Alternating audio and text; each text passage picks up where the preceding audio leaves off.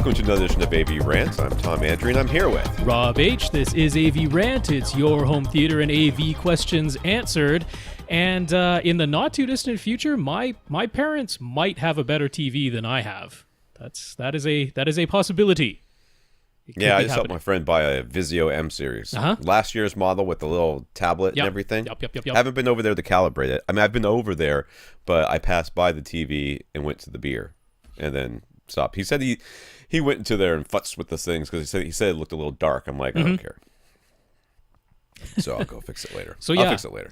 In a side note, a very happy note, my mom is doing well enough that she and my dad are now going out, having outings, going out to, Sweet. parks or just shopping or whatever. So, huge improvement on the health front there for my mom, which is a very nice thing to be able to say.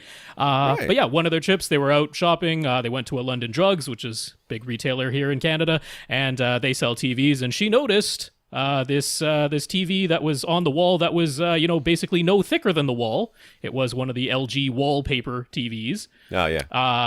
But I mean, she didn't really care about that, but she cared about the fantastic image quality. And my dad's been saying he'd like to get a larger television with what they have. So there's a possibility. There's a possibility they might even be getting an OLED. I don't know. We'll see how much they want to spend. But there you go. Yeah. If only they would know somebody I know that they could trust to help them buy it. Absolutely. Because you know what's going to happen. They're going to talk to some salesman, and they're going to buy whatever that person says. End up with a Samsung. Or, right, a curved one so it's for the more immersive experience. And you'll come home like, oh my God, what has happened here? Do you have the box still? No. We took it out back and burned it for no apparent reason. We just thought it'd be fun. Yeah, no, the price delta, especially in Canadian dollars, between a Vizio M series and an LG OLED, big price delta, so have to figure out how much they actually want to spend. Right. But anyone wondering why LG went to the trouble of making this wallpaper OLED, it's because it does make a great showcase in a store. It's something that people notice. They're like, what's going on there? Oh, hey, look at that picture. So And then they want to have, once they see that, then they can, I can't afford that, but do they make any cheaper ones? Exactly. And yes, they do. That look exactly the same. So they just not as thin. Right. So last time I looked at the clock last night or this morning, it was 4 a.m. Okay. And so I got minimal sleep last night and I'm completely exhausted. So I also have to urinate. So I'm using that as motivation for us to get through these questions as fast as possible. Like, I'd like to leave this chair and go to the bathroom like right now. And I cannot be the only person who does this, but I do this all the time. Oh. I do this constantly. I'm like in the car. I'm like, nah, I'll be fine. I'll be fine. I can make it. I can make it. I'll be fine. And I'll drive 2 hours to get home. Like, get out of the way. I need to go to the bathroom. But it keeps you, you don't get tired and the cars start like fading off. You're like, oh, I gotta go. I probably should see somebody about this. Yeah. Anyways, this is AVRant, the podcast that doesn't ever talk about that again and talks exclusively about your AV and home theater questions. We answer them. Get your question answered. All you have to do is ask. You ask by emailing us at question@avrant.com. I wonder if that makes this podcast not safe for work. Does that? I don't think so. No, that's not explicit. I feel like the stuff they say on the radio, and I don't know how they do it there, and the jolly old land of Canada where everybody's prim, proper, and polite. But here, they say some stuff on the radio that I feel like should not be said on the radio in front of my children without asking me. We don't care about language in Canada. We have swearing in prime time on our network TV. We don't care. Go back to South Park, Terrence and Phillip. That's not that far off. You guys don't have like hinges for your jaws? Top of your head just not quite, but bounces around like that? All right, get your question answered. Guy. A question at avrant.com. You can go to www.avrant.com. Leave us a comment there. Facebook.com/avrantpodcast. YouTube.com/c/avrantpodcast. AVRant, sorry. No podcast, but whatever. Search for us, you'll find us. If you want to contact us directly, Rob at avrant.com. His Twitter is at FirstReflect. Mine is Tom at avrant.com. My Twitter is at avrant_Tom. We also have our producer, Austin. Austin takes care of all of our videos. And we'll be doing a massive review and calibration video on how to set up multiple subs in a very large non-rectangular space coming soon. That has been verified. Don't promise soon, but soon. Hey, this is not Emotiva soon. It is not AV123 soon. It is like Aperian soon. How about that? It's okay. It's on the way. It's on the way. It's in, like, things are in motion. It is moving in the correct direction. I will tell you exactly where it is, okay? Exactly where it is. They have agreed to send him a whole bunch of speakers. Yeah. And the guy who's supposed to send them is on vacation this week, but he's going to send them next week. So, I mean, that's soon. Yeah. That's pretty soon. Now, how long will it take to go through this process? I don't know. A while. I would assume a more than a week and less than a year. Yes. That should be correct. I think that would be. I would assume we can get it done in a couple of months, but that's just the calibration portion of it, the writing of everything, and the video and the editing. Once Austin has all that gear, he might want and find ways to take a lot of time. Instead of boxing it all back up and sending it back. Yeah, that's right, man. And that's unfortunately one of the realities of this, and I think that the manufacturers know this. They take a chance every time they send something out that somebody's just going to sit on that review forever. Speaking of which, somebody reminded me today that I never did the Prime Elevation speaker review, which I will talk about the Prime Elevation speakers today. First time, I've talked about them in the past, but I actually have sort of a kind of review of those. So that's on the horizon too. But Austin does do our videos. He will be doing this big review. He also has his own podcast, the We Watch Movies podcast. You can reach Austin at Austin Ten Pond. Austin. That's in the number 10 Pond. But don't write the number 10. It's TEN. Anyways, he has his own podcast, We Watch Movies podcast about bladder size versus driving distance. Of course it is. We Watch Movies podcast. Yep. No idea where that topic might have come from. I won one week when they have like a shootout comparison of people. Like they make them drink a bunch of water and then they put them in the car and see how long they can last. I got the thumbs up. Seeing a man about a horse sometime. It was not my car, which was fortunate for the end of the podcast where they kind of make you keep going until you can't. Yeah, it's not the most compelling content, but we watch movies. We watch movies. Yeah. That's right. I think it would be better if it was a video podcast. Anyways, it doesn't really matter. There's that. Now, let's thank our listeners of the week. We're going to start off with John, David, Timu, and Earl. I'm going with Earl instead of Early because it's that's Earl. With the E at the end. It's got to be Earl. John, David, Timu, and Earl all went to www.avrant.com, clicked on the Buy Us a Cup of Coffee link, and left us a PayPal donation. They could do that through their PayPal account, just transferring money straight over, or putting in a credit card, which PayPal takes care of all of that. We don't ever see the credit card number or any of that, but that money, PayPal takes their cut, and we get the rest. I found out recently, somebody said that PayPal doesn't make money. It's not a profitable company. Oh. Like, how could that possibly be? I mean, they literally have to do nothing. They provide a website. I mean, I feel like that you should print their own. Anyways, thank you, John, David, Timu, and Earl. Yes, John, David, Timu, Earl, thank you all so much for those donations.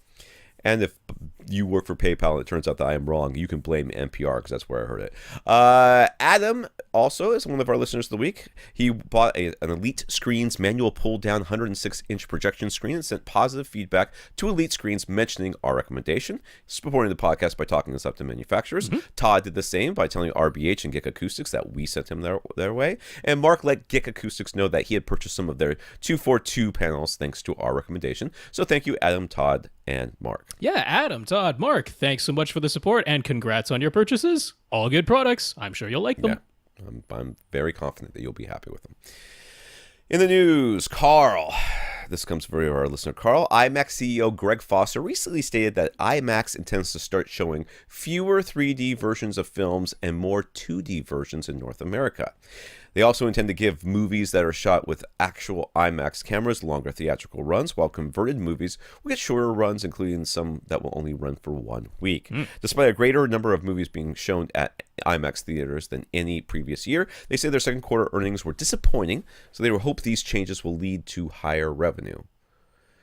Dude, I don't know how what I just read in any ways showing fewer movies. Now, okay, the 3D thing I can get behind, because I think I actively, and I know I'm not the only one, many people who aren't related to me or related to this podcast have said to me, oh yeah, not the 3D version, which one's the 2D version? I'm going to go see that. I have heard that from many people, so that makes sense. But giving IMAX, I don't understand why the camera it's shot with would make that much of a difference. I'm sure they're looking at the revenue per movie that they had, and maybe they noticed an uptick in the ones that were actually shot in IMAX as opposed to the ones that are, shot on regular format and then just converted to IMAX for display. I mean, maybe they noticed that. There were, I noticed at least one movie this year that was shown in IMAX for only 1 week, because there were so many big movies that came out this summer. So I don't know. That's going to happen. I mean, you don't have like multiple IMAX screens in the theater. You have one. Right. You can't monopolize that with, Age of Ultron for 3 or 4 weeks when, there's 5 movies that are coming out that could all benefit and maybe see a interest in people seeing it in IMAX. Yeah, like the 3D thing, I mean, even though I'm a fan of 3D, I think it kind of makes sense at IMAX as well, because when they're showing it in 2D, this is for all the IMAX Xenon, the digital theaters. Right. They use 2 projectors, but each of those projectors is 2K resolution, and they overlap them to give you higher resolution and higher brightness. Right. But when they show it in 3D, it's the same 2 projectors, but one is used for each eye. So that means you're getting lower resolution and you're getting lower brightness on top of having the glasses on top of that, which cuts the brightness even more. So, maybe that means maybe they have to run them brighter so that runs out the lamps, or if not, it's a lesser experience because lower resolution, lower brightness. So, that I can understand. The leaving it only some movies in there for only a week, I'm like, I don't see how that helps. Yeah, I mean, if you've got a movie that is turning a profit, it is doing really well. Yeah, especially if you replace a movie that did well in its week with the newest movie that is a piece of crap movie and therefore makes no money. It's like, would have been better to leave the other one in there for 2 weeks, right? So I don't know. Those first weeks though are always. Oh yeah, they're always the highest. Yeah. The highest. I don't know. Yeah, I don't know. How many movies come out at number 2 because they came out? I mean, it does happen when you have something like Indiana Jones or a Star Wars or something. The movies that come in the next weeks maybe don't come in at number 1, but usually the newest movie comes in at number 1 and the top slot slides down. So maybe that's what they're thinking. In which case, whatever, dude, I don't care. You do what you do. You all right? Just also what is disappointing 3D. Actually, maybe they were expecting a lot more and it only went up a little bit. So things like it's tough to tell sometimes. I don't know. All right, we got some comments here, or maybe a comment. I don't know. I haven't scrolled down. Fred has been working on an image to visually represent my declaration that AVRant is a beacon of rationality.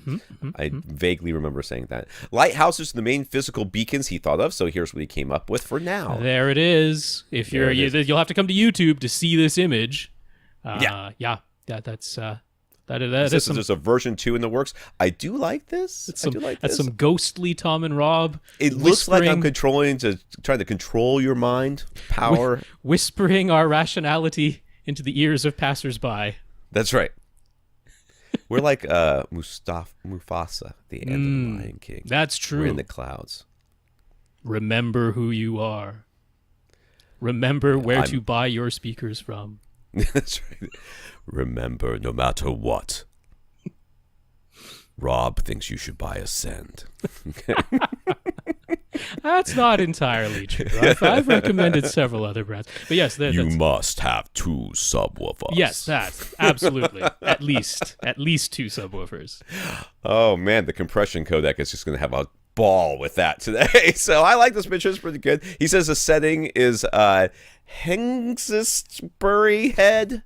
Hengstbury Spurryhead, Dorset, England. That's too many commas.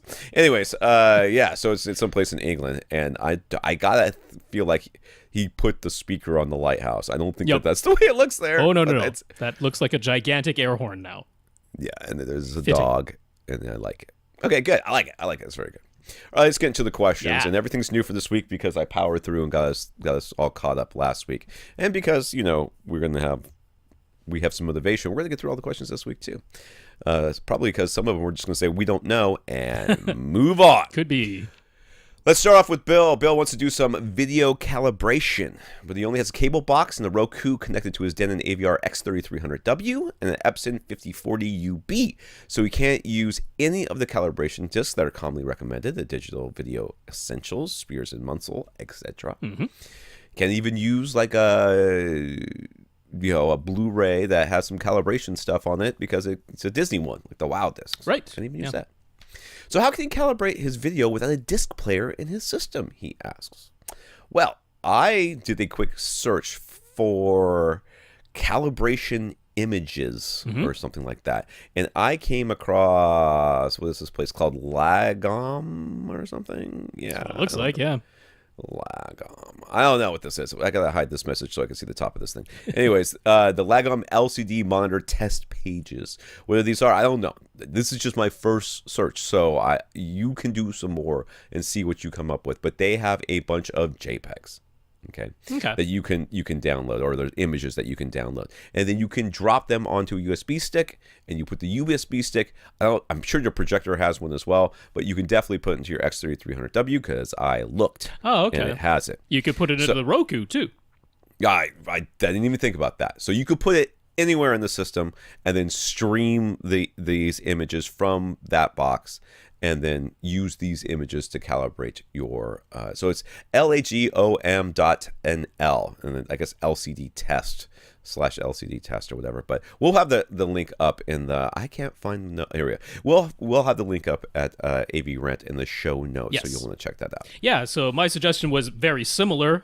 Get some files that you can put onto onto a USB thumbstick, and then you can plug that USB thumbstick into whatever has a USB for it that can play this. So over at AVS Forum, they created their own. It's the HD 709 setup test patterns, and that's, again, we'll have the link for that, or you can just search for AVS Forum HD 709, and that'll show up. So these are MP4s, right? Yeah, there's various formats. MP4 would certainly play through the Roku, so that... yeah, see, that was my problem. I didn't realize the Roku had I didn't think about the Roku had a USB port. So I looked to see what the X3300 could take, and it really only said it could take JPEGs, which it might be wrong, but that's the only thing it listed in its specs. So I was like, well, I got to find some JPEGs, and that's what I looked for. So if you want to go my way, you're going to have to go through.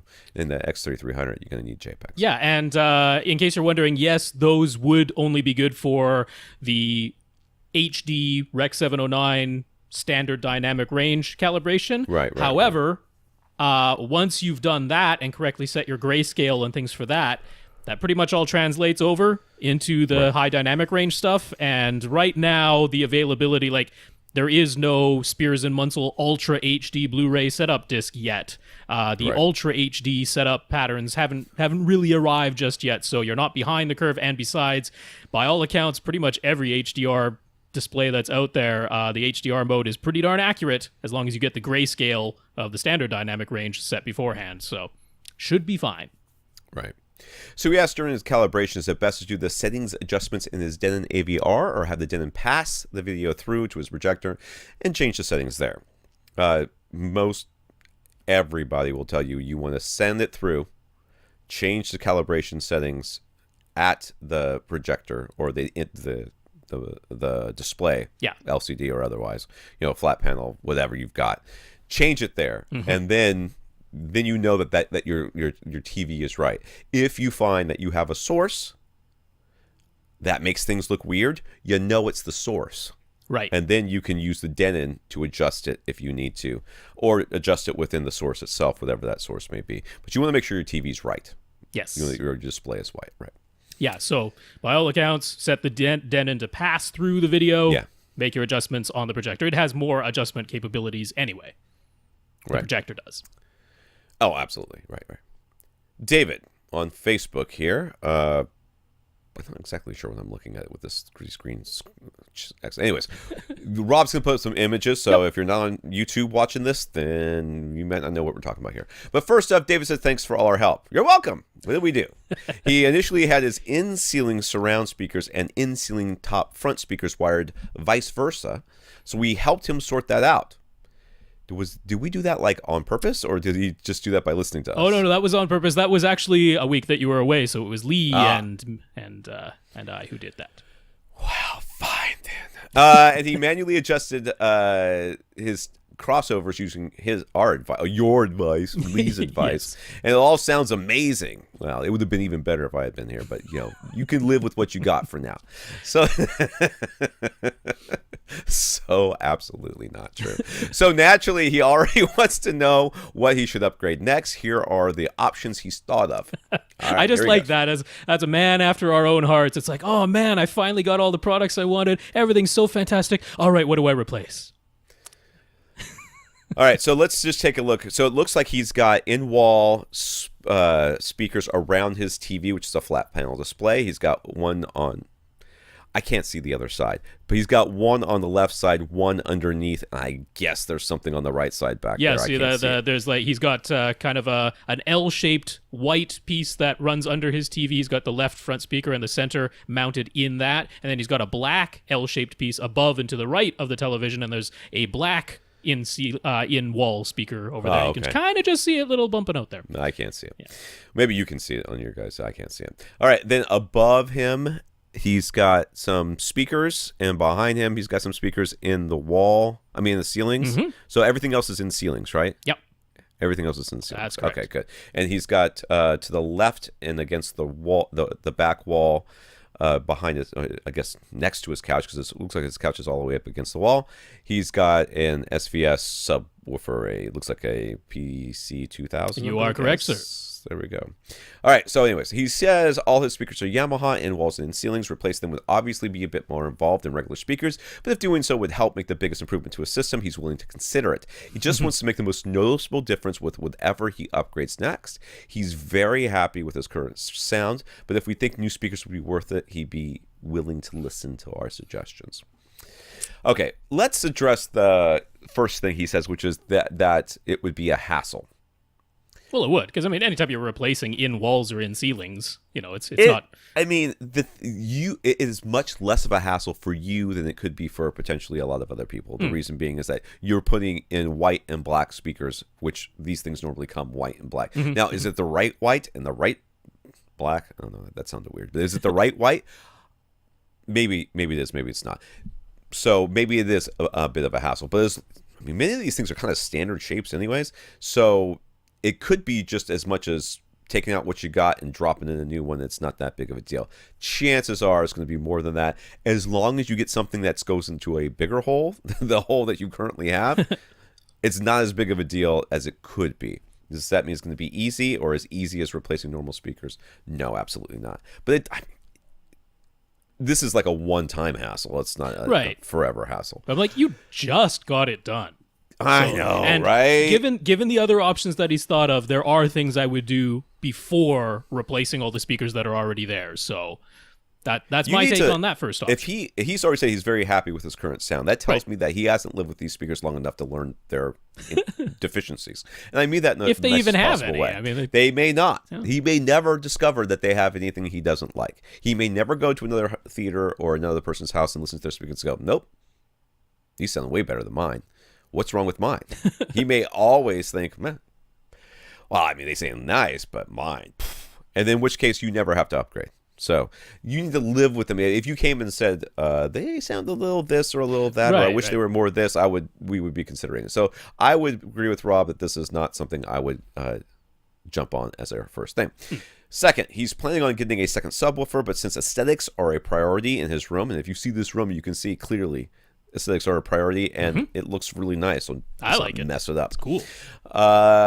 In this room, it might be a challenge. He could upgrade his PC 2000 to a higher output model. Would this be the best choice for his next upgrade? That would literally be, I think, one of your worst choices for upgrade, I think. Oh, just going to a higher output single. Yeah, getting a single sub to replace your single sub. I'm think like this room does not look that big. I mean, I don't know if it's enclosed or not, but it doesn't look that big, and I'm sure the sub crushes in here. So, what else are you going to get out of a single subwoofer? I don't think you're going to get that much. Nothing certainly all that audible. It might be more tactile stuff in there, but you're going to notice that every once in a while, and I don't know. I don't really think that the second subwoofer, I mean, he has a fairly wide seating area. Maybe he really only cares about one seat, entirely possible. But if you're at all concerned with the other seats in there, now he's saying, the aesthetics, big consideration, might not be able to put a second sub, but I'm looking at the front right corner, and I'm like, yeah, I'm looking at that too. But maybe someone doesn't want to look at a door back there. I can't really tell. It doesn't appear to be a door. So front right corner of this theater, I'm like, looks to be like you could put a second sub over there. I mean, it could be a box subwoofer instead if you don't want slide underneath. Yeah, if the cylinder is visual, or the cylinders can lie on their sides. So, if you don't want it standing up tall, it could lie down on its side, kind of under the TV-ish, over to the right or something like that. So the second sub to me, that's a contender. Yeah, I like that too. Well, of course we would like that. We already know that is what you're going to say because of Mustafa and all. Is there something else that he hasn't thought? Oh, I'm sorry. Right now he has one pair of Atmos speakers in the 5.2.2 receiver. He did already pre-wire it for the ceiling for a second pair of Atmos speakers directly above his seats. So with a receiver upgrade and two more in-ceiling speakers, you could have 5.2.4. Well, actually 5.1.4. Right now, should he go for that, or should he go for something else he hasn't thought of? What? So he would have speakers next to his speakers that he has? Because I think his surround speakers are in the ceiling, way off to the sides. Yes. On the back wall, where his current seating area is on the back wall, right? Am I missing this? So he would put speakers inside of those speakers? They'd be closer together. So if you're looking at the photo where you can see the ceiling, they'd be closer together, just like the two that are in front are. So they'd be in line with the two that are in front, and they'd be just in front of the soffit, just barely in front of the soffit. Yeah. Dude, I don't think that's a good idea. Really? I don't think so. No. I mean, to me, if the second subwoofer were out of the question, that's the one I would have gone for. My order is second subwoofer, number one. I think that's the first upgrade that should be made here. Doesn't need to be bigger or higher output than what you have a second PC2000 or a PB2000 or even an SB2000 would probably be just fine in this room. I think so too. I mean, looking at the size of it, from what we can see, it looks like an SB2000 would be just fine. But if you're not going to do that for some reason, I would consider going to 4 Atmos speakers. I wouldn't. The second sub, 100%. I'm on board with that.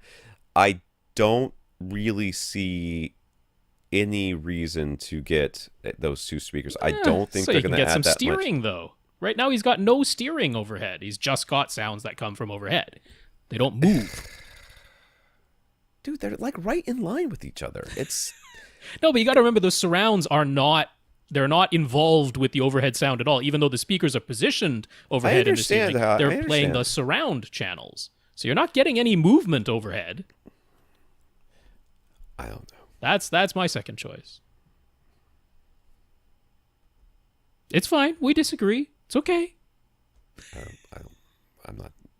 No. I think you save your money. I'll be honest with you. I just say, nope, this is pretty good theater, and I'm just going to live with it the way it is. And I would be happy with it. Second sub is probably about the only thing I would add to this.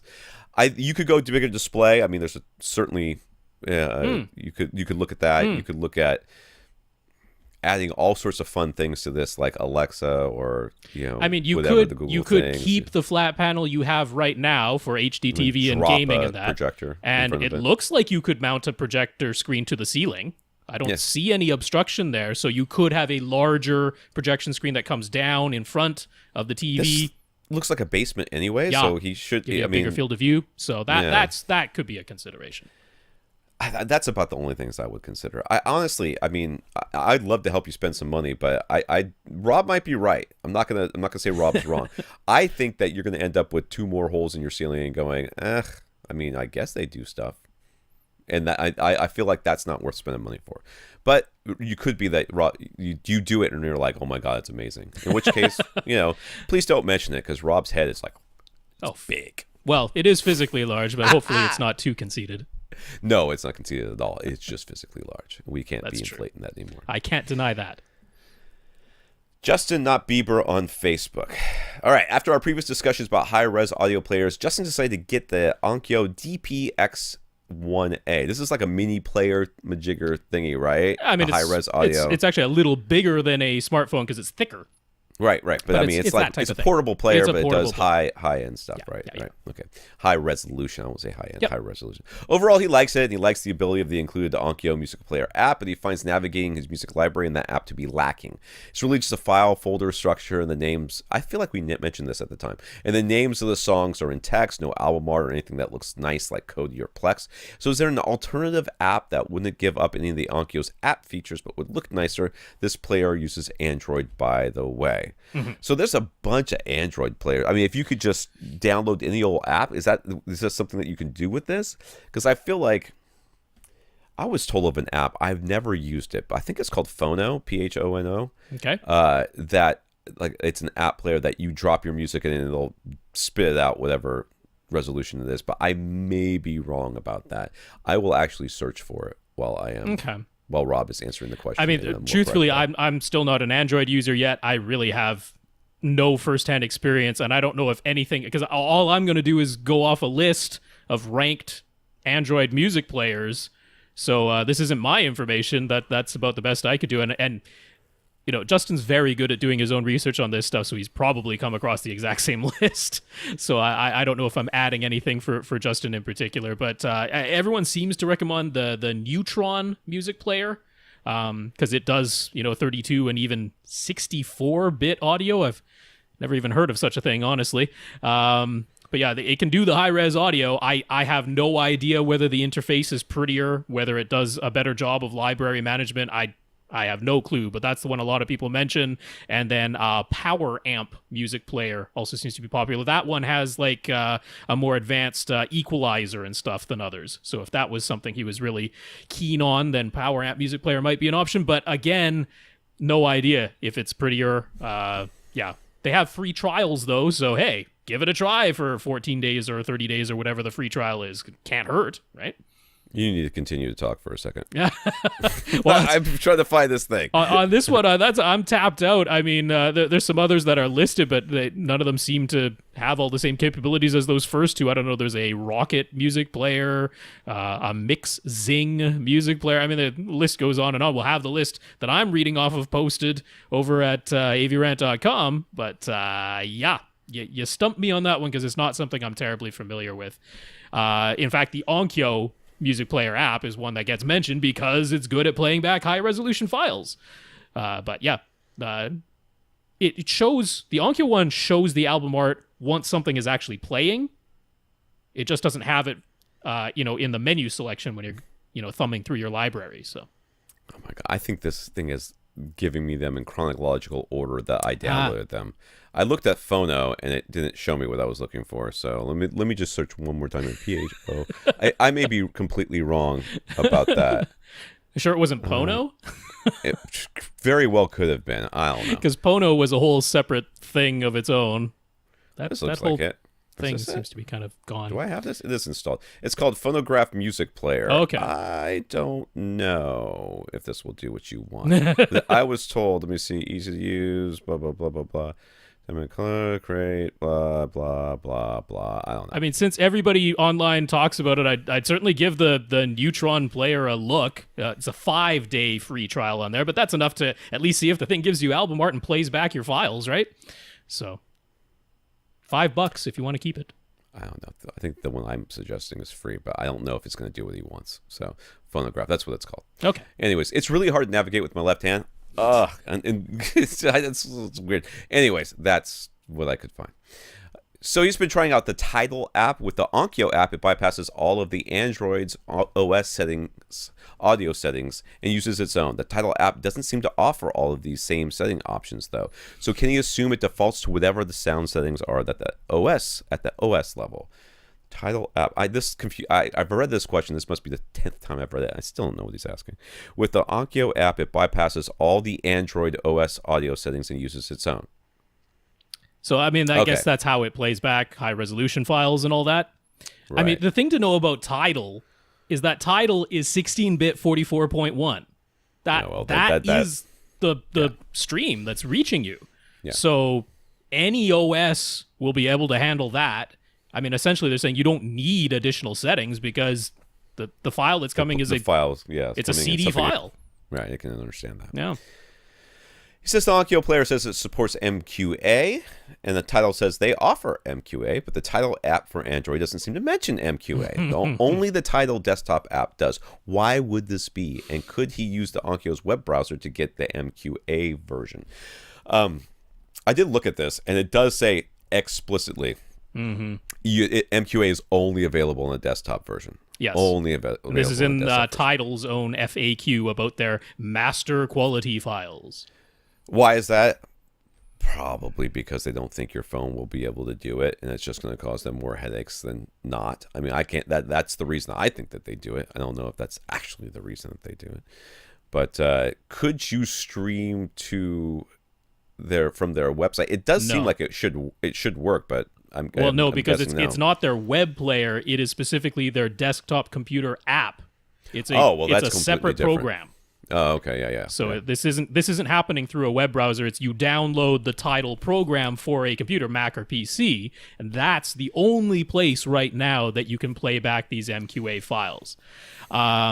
Which, of course, is a disappointment because one of the whole reasons he was looking for this portable player is he wanted one that supported MQA. Now, it does if you go out and buy files that are encoded in MQA from a place like 2L. But this is not the app. This is not the app's problem. This is Tidal's problem. This is Tidal's problem, which means at some point Tidal could simply update their Android app to support this. So it doesn't mean that this is necessarily forever and ever.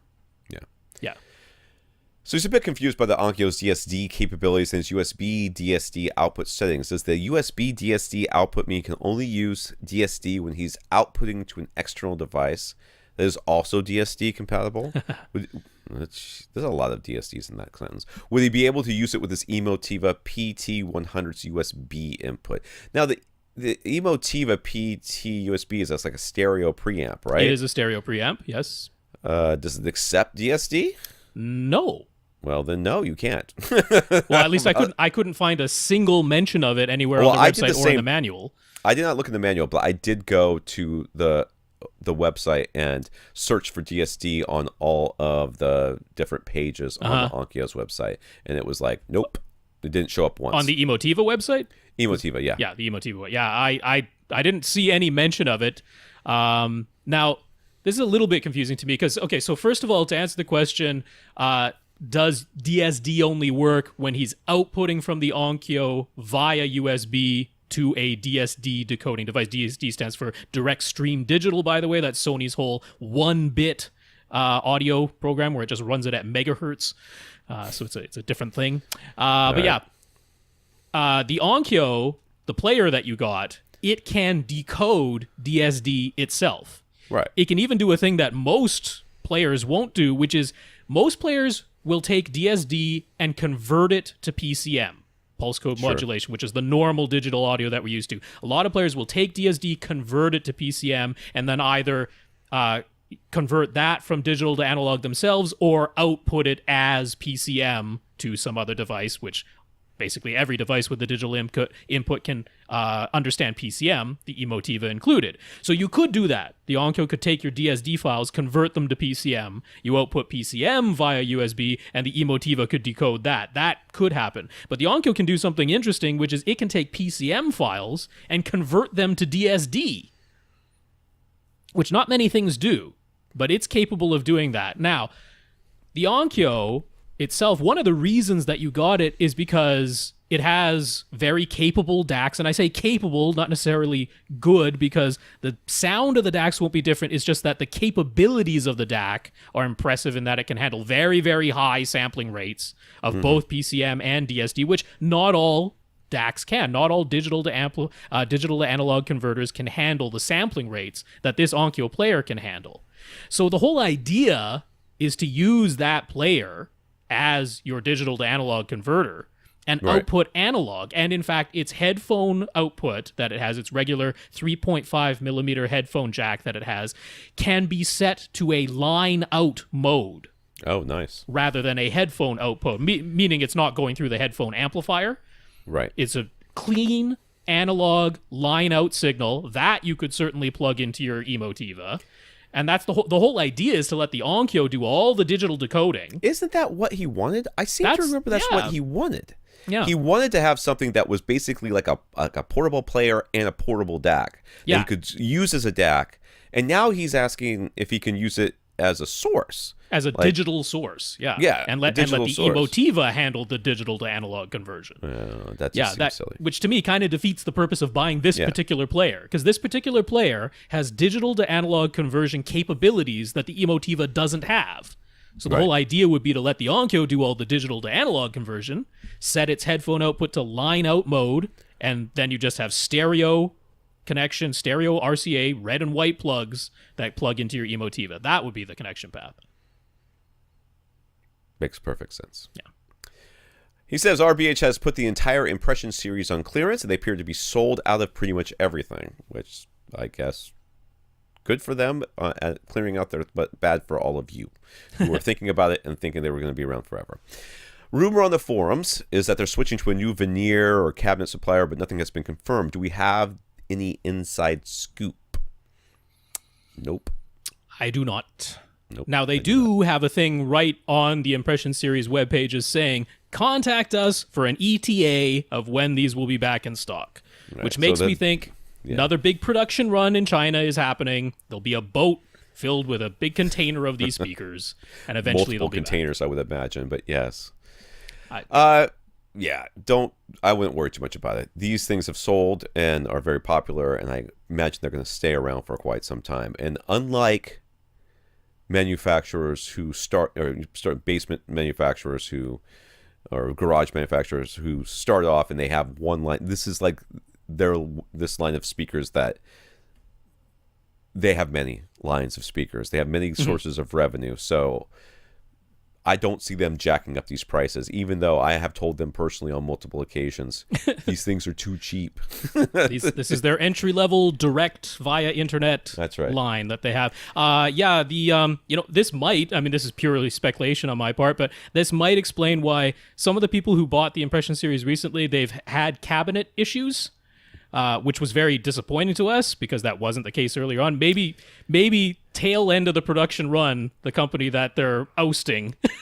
Again, pure speculation, but maybe they're like, yeah, we know this is the end. We cut a few corners here and there. Like that could have been the case. So again, everyone who's had an issue, they got in touch with RBH. They got a replacement. So it wasn't like they didn't stand behind the product, but it was disappointing that some people had issues. Maybe they are. Maybe the rumor is true. Usually these types of rumors, when they're posted on knowledgeable forums, don't usually come from absolutely nowhere. Right. So I could see that. That's all entirely plausible. Does seem that way. He says, lastly, he uses the Shure SE215 in-ear monitors, but he finds that with their hook around the ear cord design, they're a slight hassle to put in and take out. This would be fine if you could leave them in for extended periods of time, but with a kid at home and another on the way and neighbors who like to stop and talk to him when he's out walking the dog, he's finding the design to be a bit of a hassle.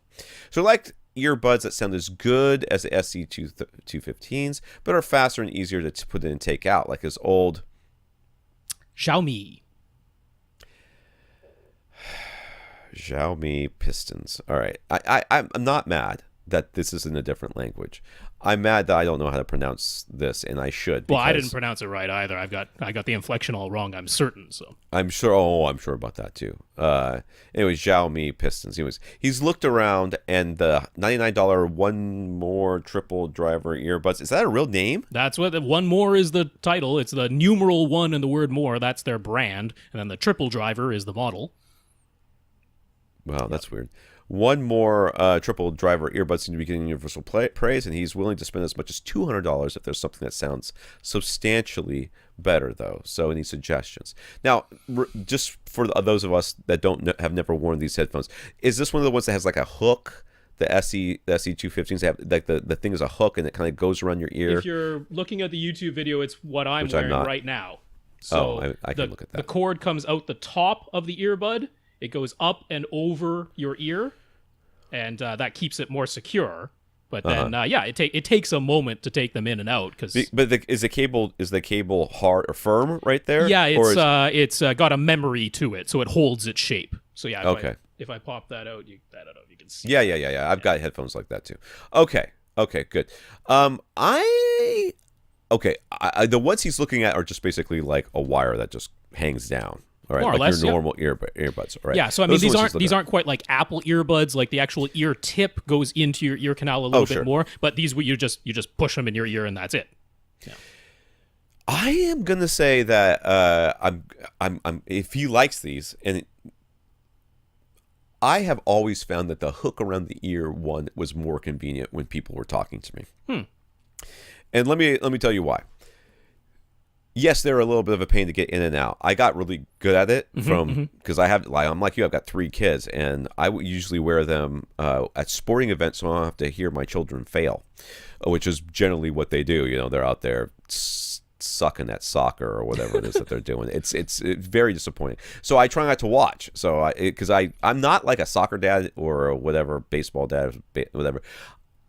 I just find it's a lot more relaxing if I'm not hearing all the rest of the parents freaking out and yelling and screaming and stuff, and I can just listen to music and then watch the game, and that keeps me from getting too emotionally involved or yelling out or doing anything like that. I believe that my job as a parent is to shut up and let the coach do what the coach does, and I have no part in that. My job is to get them to practice on time and take them home, and then maybe talk to them about a few things if I feel like it, but always defer to the coach. So by me being able to listen to music, so whenever I have an earbud that's just got a straight cord coming off of it, and I want to take it out so I could talk to somebody, I take it and I kind of throw it over my shoulder, because if not, it kind of hangs and I sit on it, or something ends up in a weird place. So I throw it over my shoulder. Well, inevitably it falls off at some point. I'm turning it falls off.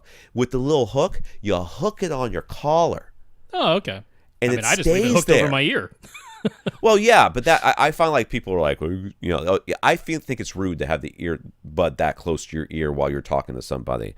I just take it out, I hook it onto my collar, and then they know I'm listening to them with the one good ear, and the other one, who knows what's going on in there? Maybe I'm just so that my phone rings, I can hear it over the crowd or whatever. So if you're really dead set on this, there are. And I think we just talked about this in the recent podcast. There is no correlation between price and quality. Right. So if people are giving these good reviews, first of all, who are these people, and where are these reviews, and do you have any objective data about it? Because HeadFi, is that where it is? HeadFi.org measures a bunch of stuff. So Interfidelity certainly does. Interfidelity, check out these websites where they actually look at the performance of the headphones. And you say you like the Shure SE215s, I guarantee you they've got a measurement of it someplace. Oh yeah. Find the measurement. Find another earbud that has a measurement that's similar to what you're used to and you like, but it has a different design. Bob's your uncle. Now, I'll just mention about the 215s themselves, since I'm very familiar with them. If you've been using the foam tips, those ones, you do have to kind of squish them down before you put them in your ear, then hold your finger there for a little while the foam re-expands so that it seats properly just like in your ear. Earplugs, yeah.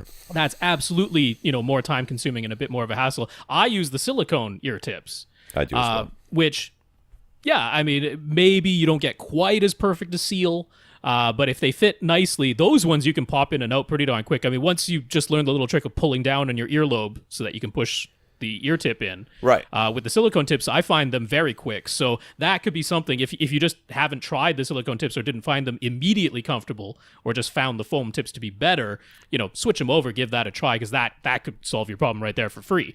As far as the earbuds go, that's just not a product category that I'm familiar with. I don't spend any time auditioning There's earbuds. A bajillion earbuds and ear headphones out there. It'd be impossible for us to keep up on all that and all the other stuff we do. So we're going to have to defer to those. Now, I will say that is one thing. Rob is absolutely right. The silicone tips, I used to always like the foam ones because they sealed better, and I knew they would fit and stay in. Okay.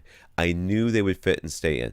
But the silicone tips, I was always like, I'd switch them out and like one would fit and the other one would fit. There was some part of my brain that could not wrap itself around the fact that you don't have to have the same size tip on both headphones. Yes, you need the tip that fits the ear on that side. That's what matters. Every time I switched one tip, I switched the other one. Why? I don't know. But once I got myself out of that mindset, and Rob's right. The thing about the earbuds that have the little ear hook that comes over it is that you could just hook it there. It kind of hangs where it's supposed to go, and then you take your two fingers, you pull your earlobe down, you take your middle finger, you just stick it in, and then let go of your earlobe, and you're done. I mean, I could do it one-handed while do those headphones one-handed while mowing the grass. I just did it while Tom was talking. If you're watching the videos, and that was it. So it's very easy to do. So. If it's just not something you're interested in, you're gonna have to do your own research here. We'll give you the tools, but you're the one who's interested. And I mean, triple driver, double driver, the in-ear piece ones that I've had are very good, and I think they have dual drivers in them, and I like them a lot. So there's a lot of them out there, but you're just going to have to look at what you've got and try to find something that sounds similar, and then see if you can figure out a way to test them out, because there might not be a way to do that. You might just have to take it on faith. All right, Anonymous from last week. First up, Anonymous says he appreciated how we handled the discussion of his blown tweeters last week. We were even vaguer, he thought, than necessary, but he found that pretty entertaining as we tiptoed, and by we, he means Rob, because all I was doing is reading, around this entire topic, trying not to give you too much information so you can figure out who we were talking about. He's taken the step of purchasing a monolith 3-channel amp to power his front 3 speakers. If you just to remember, there was a planar tweeter that got blown, and the manufacturer says it was because of amplifier clipping. Rob doesn't think it was amplifier clipping. Could have been clipping in the signal. Signal meaning that wherever the recording itself had clipping in it, that sort of thing. So, anyways, just to make sure, he's buying a 3-channel amplifier from Monoprice. Which is a very good amp, made by ATI, and for Monoprice, and should be an absolute beast. So he says, if the damage to his tweeters was really caused by his AV receiver's amplifier clipping, this purchase ought to solve that issue. Yes. I mean, I can't imagine a situation where this ATI amp is going to do anything that remotely resembles clipping. So no, it has the power ratings that very nicely match the capabilities of the speakers. So if this happens again, it wasn't because the monolith amplifier clipped. I can pretty much guarantee that. So he says what's driving him a bit nuts is the mystery. He'd be happier if he could point to some obvious mistake that was made at some point, the way Tom and, well, I guess me and Rob can identify having played a test signal that blew a tweeter, but nothing comes to mind in his case. He's been playing downloaded files and Blu-rays for years and never had blown drivers before. And while he's played things with the volume dial at 0 dB a few times, he's never exceeded that. He just wants to be able to set his own mind at ease once he has his broken tweeters replaced. So any additional thoughts? I haven't been thinking about this much because I thought we were never going to have to deal with this again, to be honest with you. But the fact that he says that he's been playing downloaded files, and I don't know exactly what that means or where he downloaded. He mentioned the files that he really doesn't listen to music in here, so those must be video files. Okay. Yeah. I mean, the problem with if it was clipping in a signal is that it doesn't have to be a repeat offender. Just be one particular. Unfortunately, point. one bad file could have. Right. If that was the one you played at full reference volume, it could have done this. That's the really unfortunate part about it.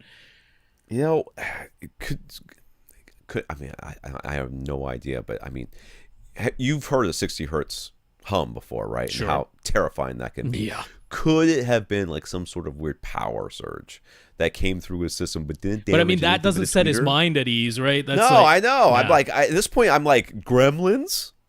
Ghosts? I don't know. I really don't know what could have done this because it doesn't make sense. It doesn't make sense. If it had been one tweeter, I'd be like, that tweeter was defective. Right. It was both tweeters, which means it did something. I don't know where it came from. I mean, you should have heard it when it happened. I believe you should have heard it when it happened. The only other thing that comes to mind is like something, because those planar tweeters, the diaphragm is so thin and delicate. Oh yeah. You know, moisture got in there. Somebody spilled something on both of the speakers somehow. In the box and during shipping, during packaging. I don't know. Now there were a couple of, in particular, Mike actually, another listener, was thinking about this, and it was something that I had thought about previously but neglected to mention when we talked about it last week. So he was saying that we had another listener who had Ascend Acoustic Sierra 2 speakers with the RAL ribbon tweeter, and that listener had noticed that when he ran Odyssey had boosted in its equalizer settings the treble from there. And again, I suspected that, you know, maybe that was to do with the microphone having been placed above or below the very narrow vertical dispersion of that, but that's a common thing among planar tweeters, is narrow vertical dispersion. A lot of them have narrow horizontal dispersion too, for that matter. This is entirely possible. It's entirely. So he could look at the equalizer settings. Yeah, because you can look at the graph of what the equalizer did, and if you're noticing a big boost, now that alone wouldn't cause this, but what Mike pointed out, and he's correct about this, that reduces the available headroom of the amplifier because it is constantly playing the treble at a higher level. Yeah, that's true. So that reduces your headroom. That means you're going to reach the threshold of clipping that much sooner. And also, if there were any clipping in the signal itself, it makes the tweeter that much more susceptible to it because it's constantly boosted by the equalizer. So, you know, he was saying in his own case, this is Mike I'm talking about, but in his own case, you know, he did it over and over until, because he knew the speaker themselves were capable of playing the high frequencies. Right. And he did the Odyssey setup over and over until he got the microphone in just the right place that it didn't boost those high frequencies too much. And that is absolutely worth your while. If you get one of the newer Odyssey receivers, with the app, with you'll the editor adjust app. That. Yeah, you'll be able to adjust that on the fly. Very useful. Or in fact, you can just tell it not to EQ anything at all above a given frequency, which is entirely useful. So yeah, very good tip there. And thank you to Mike for sending that in, because I completely neglected to mention that. One other thing I did think of was a little bit of dynamic range compression is not necessarily the worst thing in the world. Yeah. Because that way you can maybe play things at say minus 10 dB. It's going to make the softest things a little bit louder, so you're not thinking, oh, that's too quiet. And then it's going to prevent the loudest things from just blowing your speaker out. So Odyssey, again, they have dynamic volume in addition to dynamic EQ. Which is something we usually recommend you turn off. Usually, yeah, because we like to preserve as much dynamic range as possible. But it has 3 settings. It has low, medium, and high. And the low setting is not that offensive. You know, it basically takes what was 20 decibels of dynamic range and it reduces it to about 10. Right? Now, maybe that's not ideal, but if it puts your mind at ease about not blowing up a speaker, then that's well worth it. That's true. And that's not so offensive. I mean, you'll still get dynamics. It's not like the old night mode where it just crushed everything. Right. You know? It still gives you dynamics. It just prevents the huge swings. He says, since we talked about the potential for there to be clipping in the signal itself, especially with data compressed files, how could he tell before playing the files through his speakers? Well, I mean, one of the ways you could do it is you could just download Odyssey, which is which is a free audio editor program, and you won't have to know anything other than just open it and import the file, and then look at it. Yep. And what you're looking for is for the line that's now when you first see it, it's going to be like this. And almost every song that's been produced in the last it'll look like a solid bar of it'll look blue. like a solid bar. You're gonna have to zoom into it. Okay. Sure. And what you're looking for is for the line to go all the way up to the top and then just continue flat for a while and then down, or potentially, if the clipping is in the signal, in the original recording, you might see it like the line go up, and instead of going up and down like a like an EKG or whatever as it goes, it's going to go up and then straight across, not even hitting the top. That could potentially happen, which case, that is a clipping within the actual recording. Right. So you could look for those two things. Yep. Yep, that's about it. That would literally take forever. I mean, whatever. My music collection is not that extensive. I'm thinking about doing that and going, I have not got that much free time. I will have to be retired before that comes on. But maybe you could do that. But that's how you could see it. I mean, you could physically see it by doing that.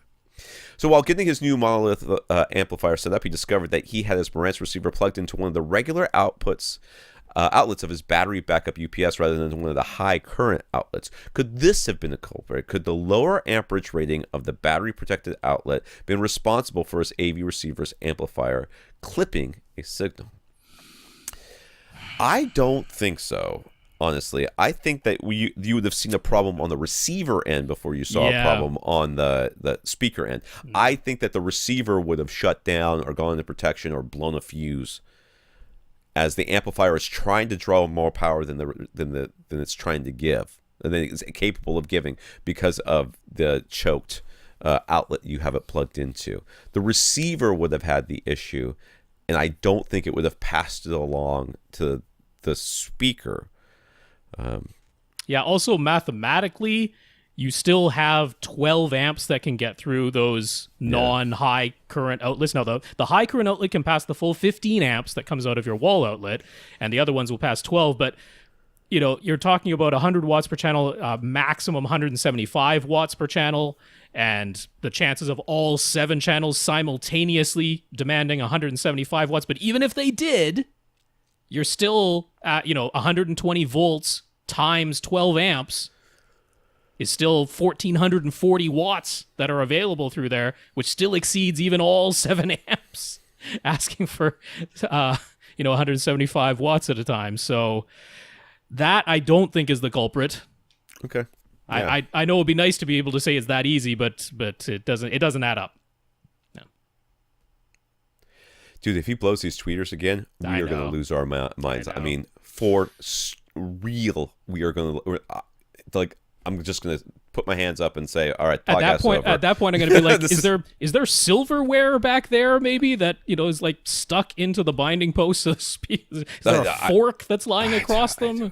Do you have children that are awful? Do you have a dog? It's behind a screen. Are there bats back there? I mean, what? I mean, at this point, is there an open window? Spiders spinning pipe? Webs in between your binding posts? Rats, mice, grasshoppers, lizards. I don't know. I would have no clue.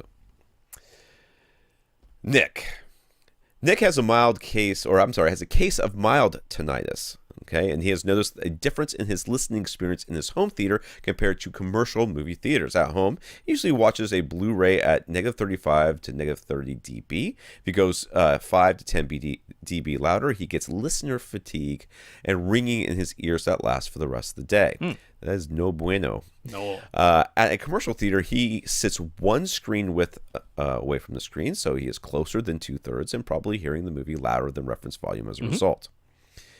But he can watch 2 movies at the theater back to back without any fatigue or ringing. I want to say one of the first migraine headaches I ever got was going to a double feature. I mean, it completely floored me. I've only had about 2 or maybe 3 migraines in my life, and every single time they've been debilitating, and that was like the worst one. That was also the time I saw the Incredible Hulk, Hulk. The first one, Ang Lee? The Ang Lee one. Yeah, that was awful. But the Hulk parts are real good. He knows that fatigue often comes from distortion, but he has good speakers. The Ascend CR2 mains, a Purion outdoor surround, and an Outlaw LFM1 sub. So he doesn't think that's the problem. Except for the fatigue, the quality of the sound is much better at home than in commercial theaters. His room has plush furniture and is fully carpeted, although he doesn't have any further acoustic treatments. He wonders if that could be part of it. Although when he goes to church, the sanctuary is about the same size as a theater, but the sound is more reverberant, and yet he doesn't get fatigue or ringing there. What is going on here, and what will reduce this issue at home? High wattage amps and compression hoard speakers like they use at the theater? I want to say, okay, first of all, just a quick, this is just how things work. At movie theaters, one of the things they're really concerned about is you getting enough treble at your seat. Uh-huh.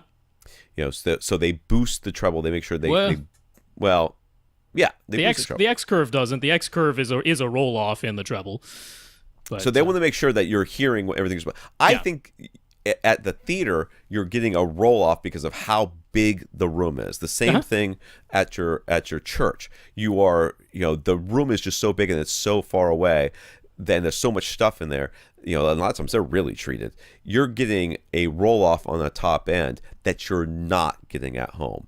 What I think you're hearing, and I've experienced the same thing myself. I want to say that, not the tinnitus thing, but the listener fatigue has happened at home more often than any place else, and it's because the extension is so good. And I think, like we talked about with our last listener, having something like Odyssey try to give you an absolutely flat response, can cause a boost in the treble that will sometimes be too much, even though acoustically or objectively from where it's measuring, this is what it's trying for, but your head isn't exactly where the microphone is, and it's making it sound a little bit too shrill. So what you need to do is find a way to just damp down a little bit. Like, look at your Odyssey settings, and if you've got them or whatever, and just roll. You see if it's boosting a lot at the top end, roll it off a little bit.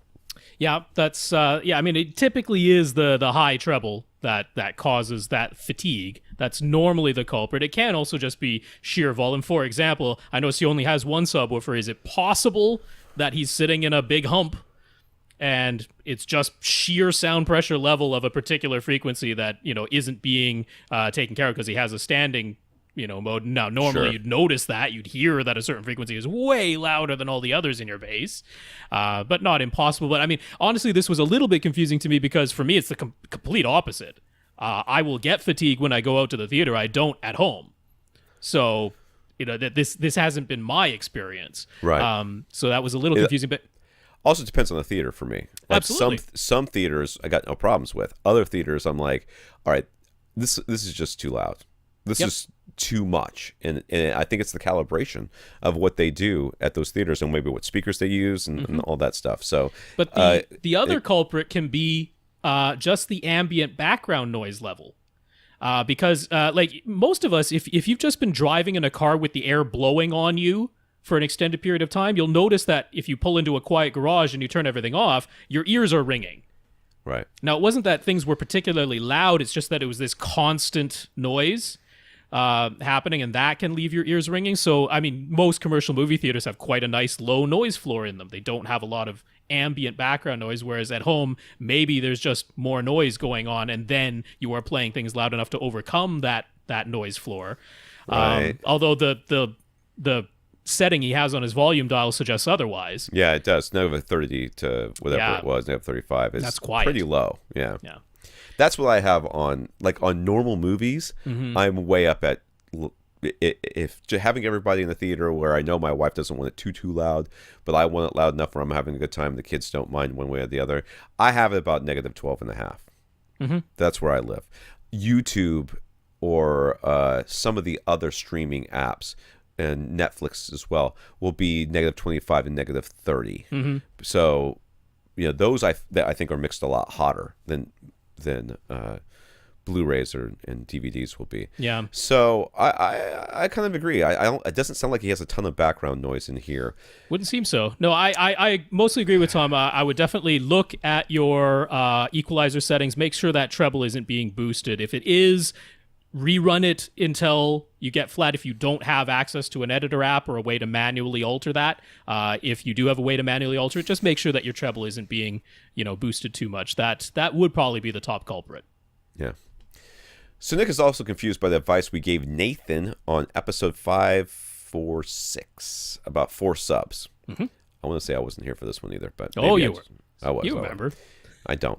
He asked a similar question last year, and we said that the way he was calculating wasn't correct. But when we explained it to Nathan, it sounded like the wrong way Nick was doing it before. I looked at both the videos, and I wasn't seeing that, but we'll go over it again anyway because it bears repeating. So that's totally cool. I have no idea what I'm reading here. This doesn't make any sense. Can you explain this question to me? So he was trying to figure out how much room gain do you get. So if you go to Database or Audioholics and you look up the output numbers for a subwoofer that's I mean, that's ground plane measurement at 2 meters, but that's to simulate an anechoic measurement. Sure. Right? Now, when you bring it into a room, you get room gain. And when you place it close to a wall, you get a boundary reinforcement. And when you place it in a corner, you get extra boundary reinforcement. And then when you add multiple subwoofers, you get increased output as well, as though not as much as you might think. Right. So he was just trying to figure out, if I get 4 subs, how much gain do I actually get versus those anechoic figures? How much should I add to those anechoic figures to get an idea of how loud the 4 subwoofers will actually play? So he initially said he thought he gets 9 decibels of gain just by bringing the sub into the room. Mm-hmm. Then if he puts it in the corner, he gets an additional 3 dB on top of that. So at this point, he's plus 12. Then if he goes from 1 sub to 2, both of them in the corners, he thought that gives him an extra 4 dB. So now he's at 16. And then if he goes from 2 to 4, he'd get another 4 dB. So now he'd be at plus 20. And we said plus 20 doesn't quite work out. That isn't what usually happens. We said that mathematically you should end up with 15. And in the previous video, when we talked to Nick directly, I said, there's this odd thing that happens when you go to 4 subs, which is that the level doesn't always go up from 2. At some frequencies, it will actually go down. So that it's somewhere in the range of 12 to 15 dB. You take 4 subwoofers, 4 identical subs, you put them in the 4 corners of your room, you get somewhere between 12 and 15 dB more output than the anechoic measurements that would be listed at Audioholics or Database or something like that. Okay. Now, when we talked to... was it Nathan, right? Nathan the other week. I said 15 because I was just going by the mathematical. So the mathematical is whenever you put the subwoofer next to a boundary, and the floor is a boundary. Right. Whenever you put the subwoofer next to a boundary, you get 3 decibels of boundary gain. So just bringing the subwoofer into the room gives you plus 3 over the anechoic. You put the subwoofer on the floor next to one wall, you get plus 6. You put the subwoofer in a corner, you get plus 9 because you got wall, floor. Right. So that's where you get the plus 9. So that's it for the boundary gain. Then you go from 1 sub in the corner to 2 subs in the corner. That gives you an extra plus 3. Now you're at plus 12. And then you put from 2 to 4, all 4 of them in corners, you should get another 3 dB. Mathematically, you should get another 3 dB, which gets you to plus 15. So that's what we... Yeah, it's important to note here that he's talking about different corners. We're not talking about stacking. No.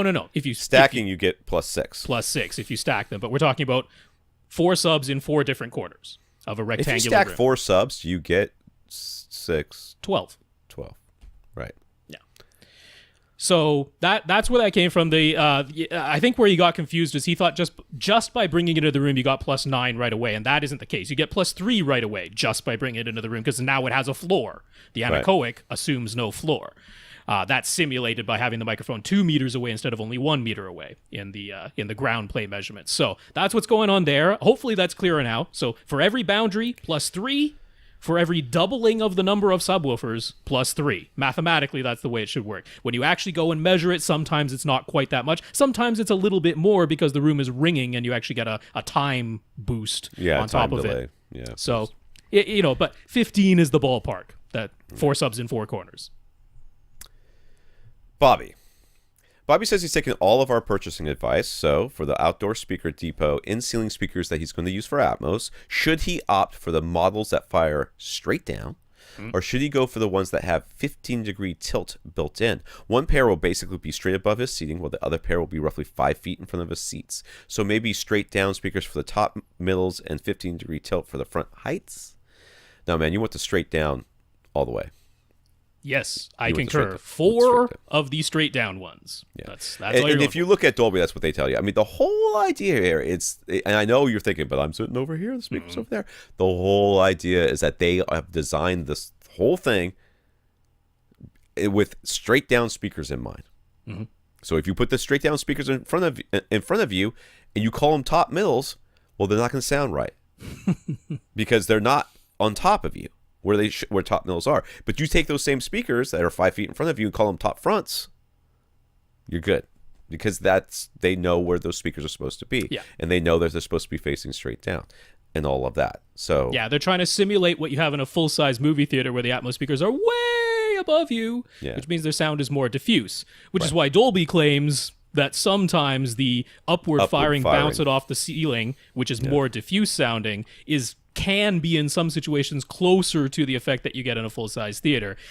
I would debate that rather strongly, but yeah, straight down. You don't want it aimed at you so that it's super pinpoint. It's supposed to be a little diffuse. Yeah. So his room is roughly 12 by 12 by 8. It will have thick carpeting, and he will have a heavy drape covering the window on the back wall. In terms of buying additional room treatments, he's read a couple of websites that suggest he needs between 96 and 135 square. There's an ant on my computer. Oh, you're dead. I'm sorry. 96 and 135 square feet of paneling. Is that correct? How many 2x4 panels should he buy? You should buy 6 to start with. Is that what you think? I don't know.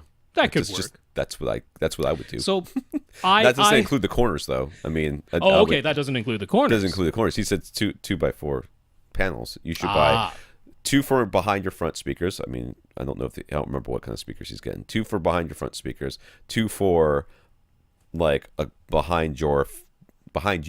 You know, behind your seat. 2 at the first reflection points, and then fill whatever corners you can with insulation for corner trapping. That's what I think you should. I would get down with that. Yeah.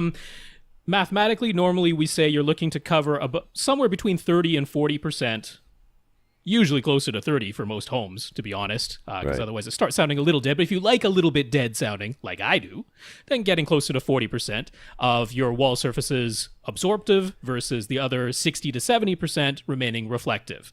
Now, you could make those remaining reflective surfaces diffusive, or you can just leave them flat. That gets into a whole other thing. But how many absorption panels you want? Somewhere between 30 and 40%. Now, your carpet already counts. So that's already part of it. Thick pad. That's what you... and he mentioned that's what he was going for. When you go... for everybody else, when you install carpet in your home theater, you're like, oh, this carpet's nice and thick and plush. Yeah. Don't care. I want to know how thick the pad is underneath. Pay for the upgraded, thicker pad underneath. That is just adding mass and adding absorptive damping that's down there. It's just all around a good thing. So get the thickest pad you can. But yeah, you've got roughly 670 square feet of surface total. That's floor, ceiling, and 4 walls. 30 to 40% of that is 200 to 270 square feet. But 144 square feet is already covered by your carpet with the thick carpet pad. So by my calculation, you need somewhere between 56 and 126 square feet of panels, which is not drastically far off from the recommendations that you found. Sure. That translates to between 7 and 16 panels total, but that would be inclusive of corner bass traps, right? So Tom's suggestion of 6 regular panels and then 4 bass traps, well, that's 10 of panels total. That's right in the butter zone of what I'm suggesting, so we're in total agreement there. In my own theater, which is quite similar in size to yours, I have 4 corner bass traps, 6 regular panels, and 1 even thicker panel. So I have a total of 11 panels in there. So if you think about it this way, if you corner loaded your 2 subs, right? If you have a sub in each corner, then you put the panels, as I suggested, behind your front speakers, behind your head, basically on the back wall somewhere, and at the first reflection points, that's 6 panels there. Then you would actually have 2 panels that would straddle the corner, because it's 8 foot high, right? Right. So you have 1 at the bottom, 1 on top of that. Oh, you could. Okay, that's 1 corner, and the other one, same thing. So that's now 4 more. That's 10 panels, and subs in the other 2 corners. Or if you filled all 4 corners, that would be 12. Yeah, maybe 14. For those of you who can't do math, which apparently is me. But today. In all cases, we end up in agreement. Somewhere between 7 and 16 panels total, inclusive of bass traps in the corners. He asked you, does he have to put panels on the side walls? He was thinking he'd rather put panels on the front wall, back wall, and maybe the ceiling, while leaving the side walls open for theater decor. What do we say? We say you make your decor into panels. Printed panels. That's what we say. That's what I say. And we've detailed this. Actually, Rob W. Right? On our website. The whole thing about getting movie posters printed at Spoonflower, that seems to have been nixed unless you have the actual written permission to reprint the poster. But if it's your own image or what was it called?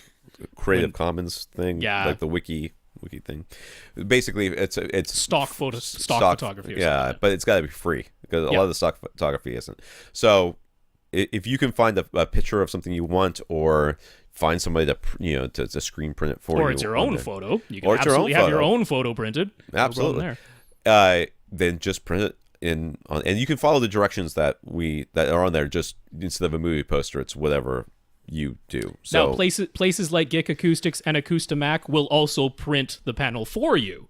Right. Again, has to be a legal image for them to reprint, but that's more expensive. So one thing you can do is get a panel from them, get your own cover, and put the cover over it. It'll totally work. But I printed panels. Yeah, and I would recommend having something at the side walls at your first reflection points. That I agree with Tom on that. Yeah. He asked, what height should the panels be mounted? I kind of like them in the middle of the wall, to be honest with you. But basically what you, especially for your first reflection point ones, you want to make sure that where the tweeter's first reflection is hitting, it will hit the panel. It's not above or below that. Yeah, so I think that's just kind of a good all around, they're 4 feet tall, dude. They're half your wall. You don't want them all the way to the top. It's going to look stupid. You don't want them all the way to the bottom. It's going to look stupid. So where you put them? Right in the middle. That's where you're going to end up putting them anyways. Now, you could put them, and we saw with the last listener, well, you might have seen, where he put them as a vertical stripe. Right. Across the back wall there, but it was at tweeter height, basically. Well, at seated ear height is the important one. Oh, yeah, right? that one for sure, because that's what you're worried about, that reflection off the back. So there's lots of ways you can do that, and people make them into like columns almost. You can make it into almost like a column that kind of sticks out in your room a little bit, and then you mount a light. You put a little frame up there so you can mount a light or sconce. That's a stupid word I was looking for. Sconce. I wanted to say something that started with the C, so forgot to ask. Anyway, so there's lots of things that you could do, but they're 4 feet high. You want them about 2 feet off the ground. Yeah, 2 feet off the ceiling. Just imagine the sound is going in a straight line out of the speaker, off of the wall to your ear. Make sure the panel is on the wall where it would have hit the wall to make that bounce happen. That's about it. All right, that was the last one for him. All right, here we go.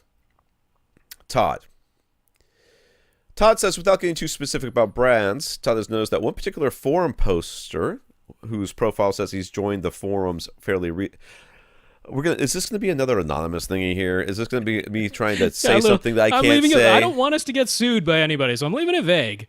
Whatever. Anyways, whose profile says he joined the forums fairly recently, who posted a speaker shootout that seems to have garnered a lot of attention. This poster has since gone on to post on other threads that badmouth at least one speaker brand that is frequently recommended by us. Yes. So Todd's BS meter went off because the winner of the speaker shootout was from a company with a less than stellar reputation, as mentioned by us on a recent podcast. And dude, literally, there is nothing to sue us for because we have no money. And he bought speakers from the brand. This person, he bought speakers from the brand that was badmouth, and found the company to be extremely professional and the speakers to be better than his expectations. Okay, Todd's uncomfortable with seeing what certainly seems like a good brand being smeared, and while the winner of the shootout gets a bunch of praise and attention, clearly this isn't the first time something like this has happened. But what are our thoughts, and how do we handle situations like this? I don't do anything. I stop reading those threads. Believe me, dude, there are people right now that will, on a moment's notice, run to a forum where somebody mentions something good about me personally as a reviewer or as this podcast or anything, and will immediately post something. If Tom Andry said it, it must not be true because he is an idiot, and blank, and expletive, and all these other things. Dude's got nothing to do. He's got a Google alert set up that says my name comes up on AVS. He's got to go in there and badmouth me. What do? I don't do a damn thing. And I don't care. I don't care. I can do nothing to stop that person. And just like this, I can do nothing to stop these people from doing this. And yes, I think they're wrong. I think empirically and objectively, you could show how wrong they are. And I think that no matter how much evidence you show, there's still people that think the world is flat right now. What are you going to do? I can't convince them it's not flat. They're like, no, it's flat still. It's flat. I'm like, all right. Yeah, it's on the back of a turtle too. Shut up. Yeah, no, time takes care of this. Yes. Now, this is a frequent thing, and this would occasionally bother me too, because one person will post one shootout, or especially they'll post one set of measurements. Right. And the forums, for whatever reason, like to take that as gospel for a couple of weeks, or maybe a couple of months, maybe even a year or two. Sometimes that happens until the next one comes out, which can be the polar opposite, with no more supporting evidence than, well, here are my measurements that say differently, and all of a sudden, one of them is the devil, one of them is Jesus himself, and there's a big fight about it, and then in another year, everybody completely forgets about it because they've moved on to the next thing. Right. The forums are absolutely an echo chamber. It's one of the reasons Tom and I don't spend much, if any, time on a lot of the popular. We don't post there, that's for sure. And I mean, this is a huge reason why I continue to love doing the podcast, because I went through the whole thing of trying to find the information. Because, I mean, where else are you going to go besides the forums? And there is really good information on the forums, but you have to sift through so much BS and unwelcome and just sometimes write down vitriolic language to get to it. Yeah. And you essentially have to know enough beforehand to be able to recognize the good information and filter out the bad information. God help you on some forums or some threads if you mention SVS in a positive light. Right, I mean, which is crazy because at one point they were the new darling on the block, right? Then when I first started this thing, SVS cylinders were all they sold. Yeah. They didn't even have amps in them, right? These guys were building them out of their garage, and people were like, these are the best things. These are the second coming. My cat exploded when I got the part 571. It just exploded. I got cat fur everywhere. It was awesome. I can't breathe anymore because of that fur. No, it's just let it go. It happens all the time. There's always a new speaker that comes out that's at Best Buy or Rite Aid or whatever you said, London Drugs. I don't know what that was. That people are like, oh my, I bought it. It was $30. It's the best. It's blowing away my $10,000 Magnapans. I'm like, no, it is not. You are an insane person. But people will go out and buy it. Like, I can't believe how good these are. These are only $30. I'm like, you know what? It's really easy to impress somebody who's never heard that many speakers and with a $30 speaker. Because they're like, wow, I didn't think speakers could be this loud for $30, and then that's all you have to do. I mean, the stuff that is true stands the test of time. That's right. And the stuff that isn't falls by the wayside and ultimately gets forgotten about, sometimes to the detriment of the community, because sometimes it's good to remember the pitfalls so that when they show up again, you can recognize them. But yeah, I mean, that's a huge part of why cyclical. We do the podcast. We're very cyclical. We're trying to save people time and money. And it's like people are like, you keep recommending the same brands. I'm like, I do. For now. Yeah, I do. Until it changes. Until it changes. I mean, it wasn't that long ago that I was like, Yamaha? Nope. Forget it. In fact, denim wasn't even that high on my list. Oh, yeah. No, there was a time that the denim was quite low on my list. I mean, they and they just, an Onkyo was the bomb. It was like, if you bought a receiver, you had to buy an Onkyo because they had the feature set and the prices. The prices were good, and that's all I recommended. Now, I'm sorry, dude. It's not like there's huge gaps, we're trying to go for what we think is the highest value, but this, don't worry about the echo chamber. Time will bear it out. It'll be okay. Step away from the forums, sir. That's what we've done, and we recommend all of you do it too. We come to us. We will help you.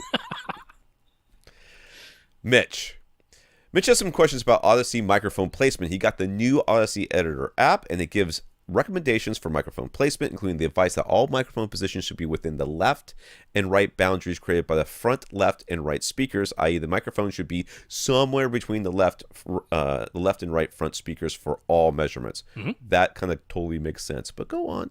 And that all measurement positions should be within 2 feet of the first measurement position. All right, we recently linked to a YouTube tutorial from AV Forums. Their advice was very similar, but with the additional tip that at least 1 foot of free air, or a bubble, as Rob called it, should be around the microphone no matter what. So what happens when your primary seat isn't exactly dead center? Where he sits is slightly offset to the right. Should that still be measurement position number 1, or should he sit perfectly center? Or should he perfectly center the mic between his front, left, and right speakers, even though that isn't actually where he sits? That's a good question. It is a very good question. Now, I believe, didn't we ask Chris Caracas guy about this? Didn't we ask him about this? I don't remember if this was a specific question that was asked. But I thought it kind of came recall. up. I don't remember what he said. So I'm going to go with what I do. Okay. So he sits, and this is not unlike where I sit. Right. I sit just a little bit. So like, if you're looking, are you showing the image? I am. The image is just like his cup holder on his left is just a little bit past the center line. So like his left knee is probably dead center on the center channel. Yeah, that sounds about right. That's his seat. So he's sitting a little bit to the right of where yeah, just slightly. I mean, he's not way over to the right by any means. He's just a little off center, a little bit to the right. So honestly, if you look at their images for what they do, they have a 4-seater couch, and they're saying the first position should be dead center of the couch. Even though that isn't really a seat. It's like not a seat. Splitting the two seats of a 4-seater couch. You're going to sit in the crack, and no sane person sits on the crack on purpose. No sane person does that. So what does this mean? I'll be honest. I'll tell you what I do. I center the microphone in the space. Uh-huh. And then I measure around the microphone, sort of kind of how they recommend. But I may take an additional measurement or two closer to where I sit than closer to where other people sit. Mostly because I don't care about them, because I'm selfish, and no one else in my family really cares. I mean, my wife last night, we were watching Power Rangers. Got to remind me to talk about the elevation speakers. Watching Power Rangers. She sat on the back right. She was sitting 2.5 to 3 feet behind the side surround speaker. Everything was happening in front of her. She didn't get up and say it sounded weird. Nope, never crossed her mind. So, I do it a little bit more to my side. Now, if you said I centered it on my seat because that's where I sit, I'd be like, that's cool. You can do that too. I wouldn't have any problem with that whatsoever. None. So, I mean, the way that I come at this is as a logic problem as opposed to a where I sit problem. Because to me, position number 1 is what sets all of your speaker distances and levels. Right. And the notion is that if you're setting the distances, you're not really caring about where someone is actually sitting. You're caring about what should be the time alignment of all the speakers. Where should they all perfectly line up time-wise? And that ought to be dead center. Yeah. Now, if you sit way off center, then that doesn't totally make sense. Then it makes sense to put the measurement position somewhere a little bit closer to your seat. This dude's like 8 inches away from dead center. Mean, maximum would be a foot off center, right? Yeah. So in his case, I think it's probably 6 of 1/2 dozen of another. I would suggest dead centering the mic for position number 1, because position number 1 does not set all of your equalization. That's not what it does. That's what all the other measurement positions are for, is to get a spatial average so that it can make a good equalization that sounds fairly uniform, at least in this 2-foot radius around position number 1, which should contain your primary seats, plural, right? That's the whole idea of the format. But position number 1 is setting your levels and distances. It should be, if it's not completely unreasonable for where you sit, dead center. And in your case, it isn't completely unreasonable. So I would put position number 1 dead center. He says, does a 1-foot bubble recommendation mean that all... I didn't skip a question, did I? No, okay. Nope. That all the measurement positions after 1 should be at least 1 foot away from position 1. What's more important, that all of the additional positions be at least 1 foot away, or that be no further than 2 feet away? And would a cluster of closer measurements be better, or should they be spread out as spread out as possible within 2-foot radius of position number 1? I gotta be honest, I'm looking at their little recommendations here. That is not 2 feet, dude. I mean, the Odyssey's recommendations is not like you take a measurement that there's a couple behind, a couple in front that might be 2 feet. But I'm looking at are you showing this? Yep. The middle one, right? Measurement 2 and measurement 3 are not 2 feet away. Measurement 5, 4, and 6 are definitely not 2 feet away from measurement 1. So, I mean, take it with a grain of salt. But Chris Kyriakakis, when we were, I'm so totally saying his name wrong, right? Kyriakakis. Kyriakakis. I'm pretty close. Yeah. Anyways, he's just like, just move it around. Just move it. Move it a couple of feet over here, move it a little bit over there, move it in front, move it up, move it down. I mean, you're trying to get a spatial average here. But the main thing is that to not think of the microphone positions as seats. That's the thing to get away from. Because like in this particular case, he has seats that are over to the side. Sure. You do not want to put that microphone over there. Because some people are going to say, I have 4 seats. Shouldn't I put the microphone in each of those 4 seats, right? And which is a perfectly logical way of thinking. What the directions are trying to tell you is, no, you start with position number 1, that should be dead ahead center, and then the rest of your measurements should be within a 2-foot radius around that position. If you have some seat way over to the side of your room, don't put the microphone over there just because it's a seat. Right. Try to stay within this sort of, 4-foot wide bubble around position. And if you look at that, the middle measurement from Odyssey recommendations, they are taking measurements in places that aren't seats. That's correct. And every single, well, actually all of them really. 5, 7, and 8 all are outside of a seat. Yeah. Sometimes 4 and 6 are as well. Yeah. Sometimes 2 and 3 are. So, the idea here is that you're just trying to get a spatial average around there. Doesn't really matter for the seats because the sound's not going, oh, well, there's a seat here, so I have to so do I'm going to be special. Yeah. Special for this. It's just air passing through. So you leave your chairs and everything where they're at, and then you take this kind of average around. That's exactly what Chris told us. Yeah. It's just take it all the way around there. No, you know what works really well is you get a microphone stand with a boom arm. Yeah. You start with position number 1, then you put the stock of the microphone stand in position number 1, and you swing the boom around because then you just have that radius going around position number 1. Can I just say that I'm extremely intimidated by the number of speakers these Odyssey recommendations have at the front. I don't know what's going on there. Yeah. What the hell is going on? There is 1, 2, 3, 4, 5, 6, 7 minimum speakers up there. I'm not sure what those other little boxes are, but there's at least 7 speakers at the front of this room. I guess that's the 5 screen speakers you might find at a theater plus 2 heights. Maybe that's what's going on. No, there's 3. Right, so there's front, middle. No, they're showing like left, center, right, front, left, right, wide speakers. They got to be the wides. It's got to be wides. You know what it is? It's Odyssey DSX. That's what they're showing. Heights and wides. Heights and wides. That's what's going on there. There's just a stupid number of speakers. All right, he says that if he starts with his actual primary seat and he follows Odyssey or the AV Forum's recommendations for positions 2 through 8, there's no actual seat directly to his right. And if he went the full 2 feet to the right, he'd be very close to going past the boundary created by the front right speaker. So how should he handle that situation? I mean, just like we said, just swing the arm. Dude. Yeah, don't actually start in your primary seat. Start dead center and then keep it within a 2-foot radius around that.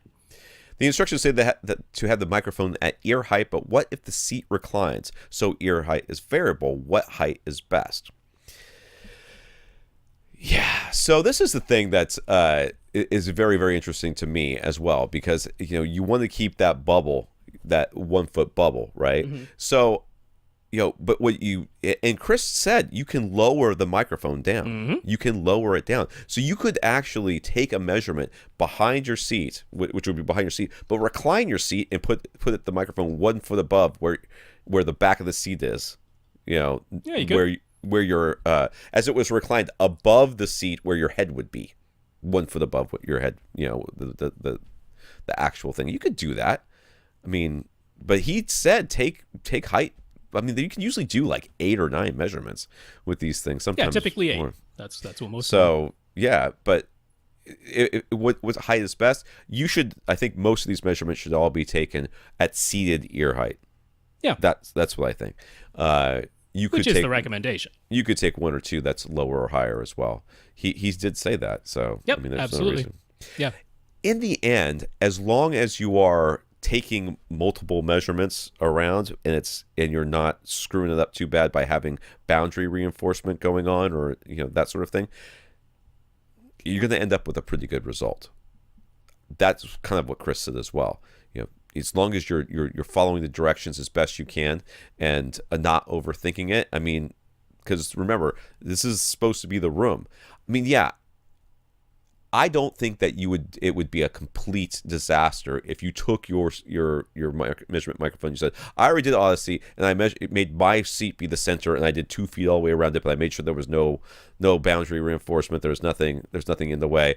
But I centered it off 8 inches to the right instead of where I should have put it. I'd be like, whatever, dude. I mean, if you don't want to go through the hassle of doing it again, that's fine.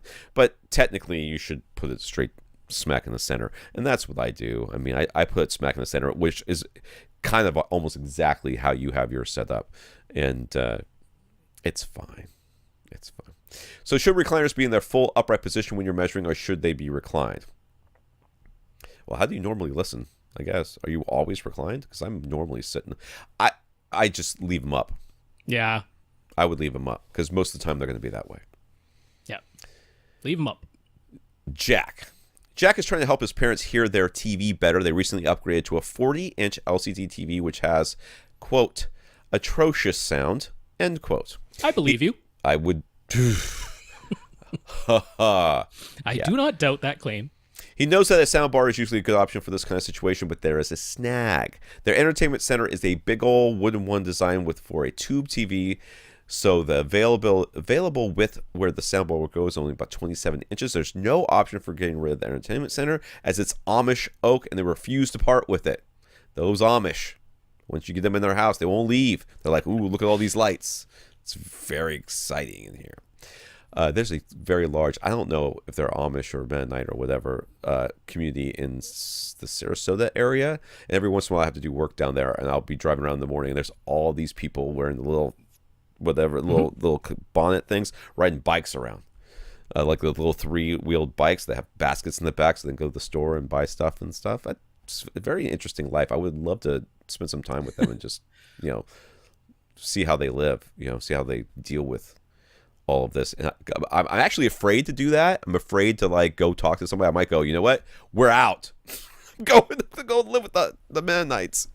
We can't handle all this technology, the Twitter. It's just very depressing.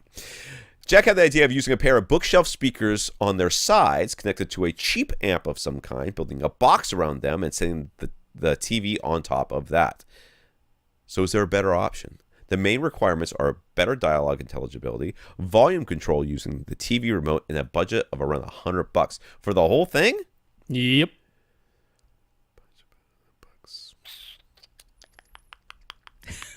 So I just first said, before I found out his budget, because that was said in a second email, my first thought was this is a candidate for a sound bass rather than a sound bar. Yeah, sound bass is basically what he's suggesting to build. So a sound bass, if you're not familiar with one of these, it's basically a sound bar that's in a box big enough to put your TV on top of.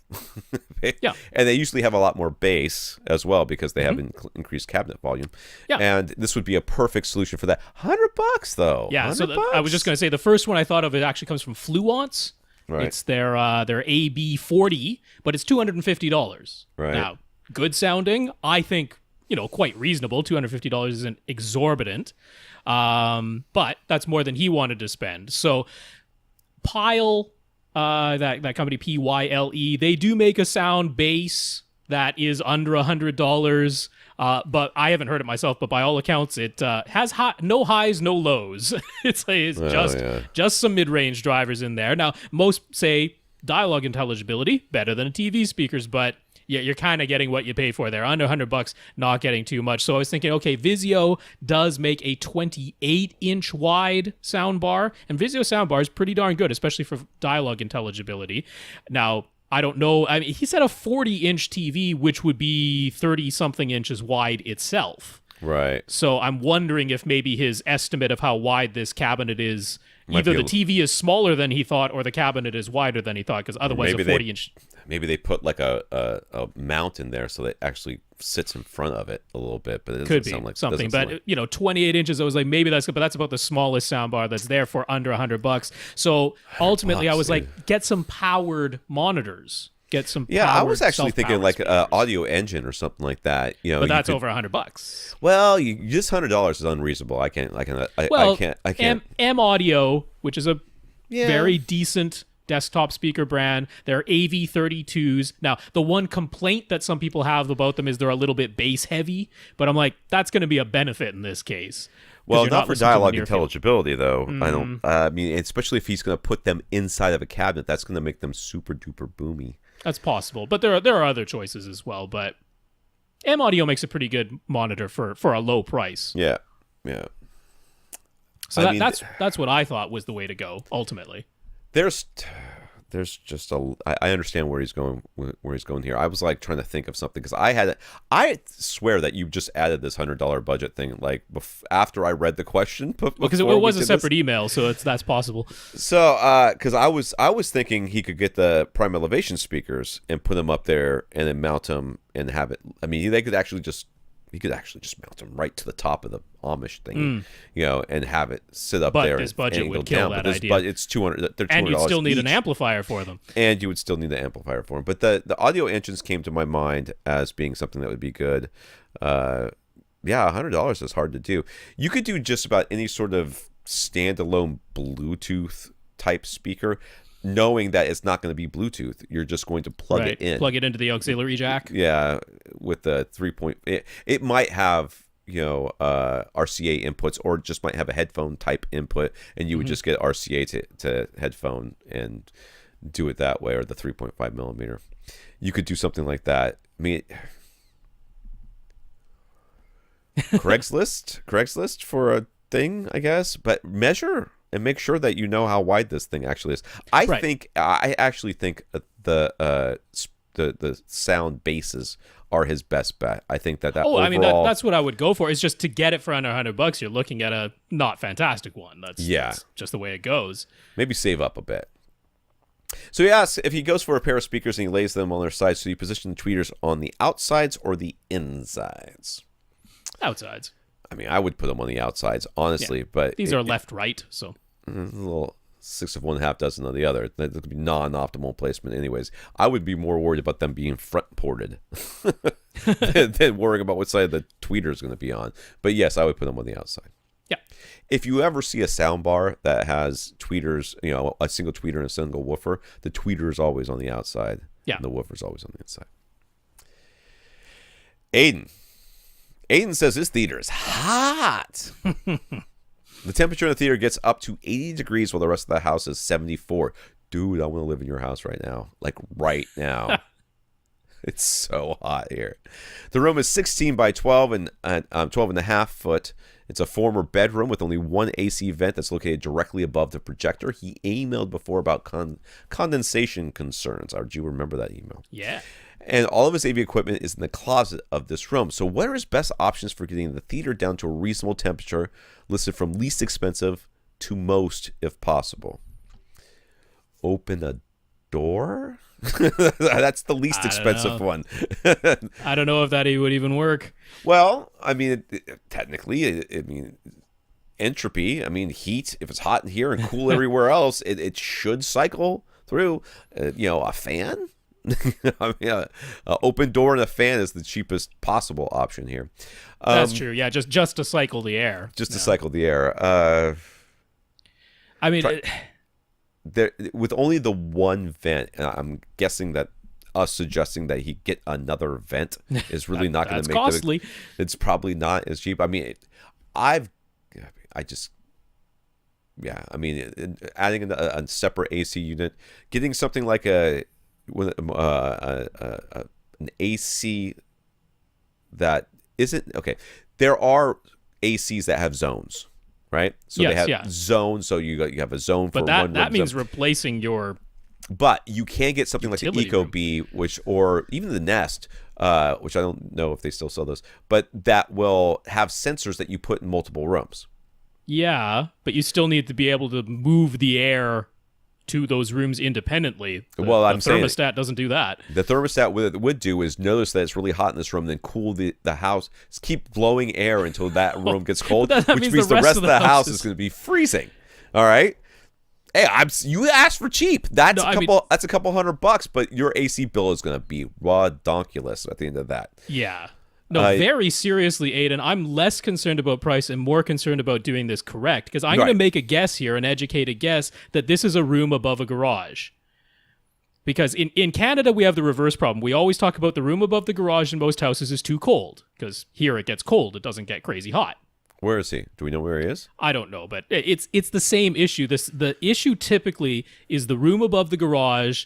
In places where it gets hot, it's hotter than the rest of the house. In places where it gets cold, it's colder than the rest of the house. And the issue is that there's not enough insulation. There's not enough of a thermal break between the ceiling of the garage and the floor of the room that's above it, which, while it's not super simple, it actually isn't that costly in the scheme of things to drop. You cut a hole in the ceiling of the garage and you properly insulate up there. Or maybe a lot of these garages aren't finished anyways, right? They just have rafters, and you throw the insulation up there. Spray foam the thing if you can, because that is a complete thermal break. Spray foaming the ceiling of your garage is also an excellent idea in terms of carbon monoxide safety, because spray foam doesn't allow any gases to escape, and you don't want that happening either. It's super common. I'm guessing now I could be wrong. There could be another reason why this room is hot and the rest of the rooms aren't, but that is by far the most common culprit. And if it is the case, that is the proper thing to do here, is to insulate properly between the garage and the room that's above it, because that solves your issue, but it takes care of the actual source of the problem. But I mean, in the end though, if you've got 2 or 3 people in a small theater with a projector on, it's gonna get hot. That's true, but there's really no getting around that unless you have a way of forcing air to to cycle through, which means a fan, or just making sure that, because if this is a bedroom, I'll bet you the air return is simply the gap under the door to the hallway outside. And what you actually need, if it isn't the room above the garage situation, what you actually need is an air return, because the AC is going to be pumping in. That's already there. The problem is getting the hot air out. That's you may just, it may be above the door, putting some sort of or a vent into the attic. Right, absolutely, and just getting that hot air out. Yeah. Because most bedrooms, the air return is just the gap under the door to the hallway. That's what mine is, and I know that's what my problem. I absolutely know that's what my problem. When it gets hot in here, that's exactly the problem. It's just that there's no way for the air to get out, and I have this is an add-on. This bedroom is an add-on. It's a flat roof above me. I got nothing up there for me to stuff, so I'd have to get a door that had grates in it or whatever to get the air out, basically. Mark on Twitter, Gick Acoustics offers scatter plates as optional add-on for any of their absorption panels. Is it a good idea to pay the extra to add them on? How do you know when you need them or not? Okay, so we talked earlier in this podcast about, with the the minimum or the recommended absorption. If you are going beyond the recommended absorption and you want to make sure that you're not over-absorbing, then you could add absorptive panels, which could act as more base absorption, basically, lower end absorption. But you don't want it to do any more high end absorption, so you put these scatter plates on top to act as diffusers for the high end while still allowing for more absorption in the mid-range and lower ends. So that's what they're for. Yeah, so if you have more than 30% of your room's total surface area, so this is surface area, not volume, take the surface area of your room. If more than 30% of that is covered by something absorptive, and a carpet on top of a thick pad counts, then you want to start looking at adding diffusion back in if you are adding any more absorption to that room. Right. So that's where you'd start to, and the whole idea behind acoustic treatments is time. That's what we're trying to manage. We're trying to manage the decay times of the frequencies. Now, there should be a natural rise in decay times as you go from the highest frequencies to the lowest. The lowest frequencies have longer wavelengths, take longer to form anyway. They should take a little bit longer to decay. That's natural. That's normal. It wouldn't be a completely flat line. But what you don't want is for the decay times from high to low to look jaggy. That's what we're trying to avoid. It should be a smooth line that is rising from high to low. So the more absorption that you add, the thicker the absorption, the more it'll affect the lower frequencies, but that can start to overdamp the high frequencies so that, instead of being a smooth, gradual line, it starts to elbow off and drop too much in the high frequencies. You add in some scatter plates, that gets you back a little bit of that high-end energy. So once you start absorbing more than 30% of the room surfaces, you add diffusion back in. All right, we're going to do one more, then we'll do a review of these. That sounds perfect. These elevation speakers. Yeah. Carl wants to make sure his Denon AVR X7200WA is simply passing through his video signals. He sent pictures of his settings menus, and the menus are a bit vague and are frustrating regarding this matter. So can we help him make sure his settings are correct? So looking at the first one.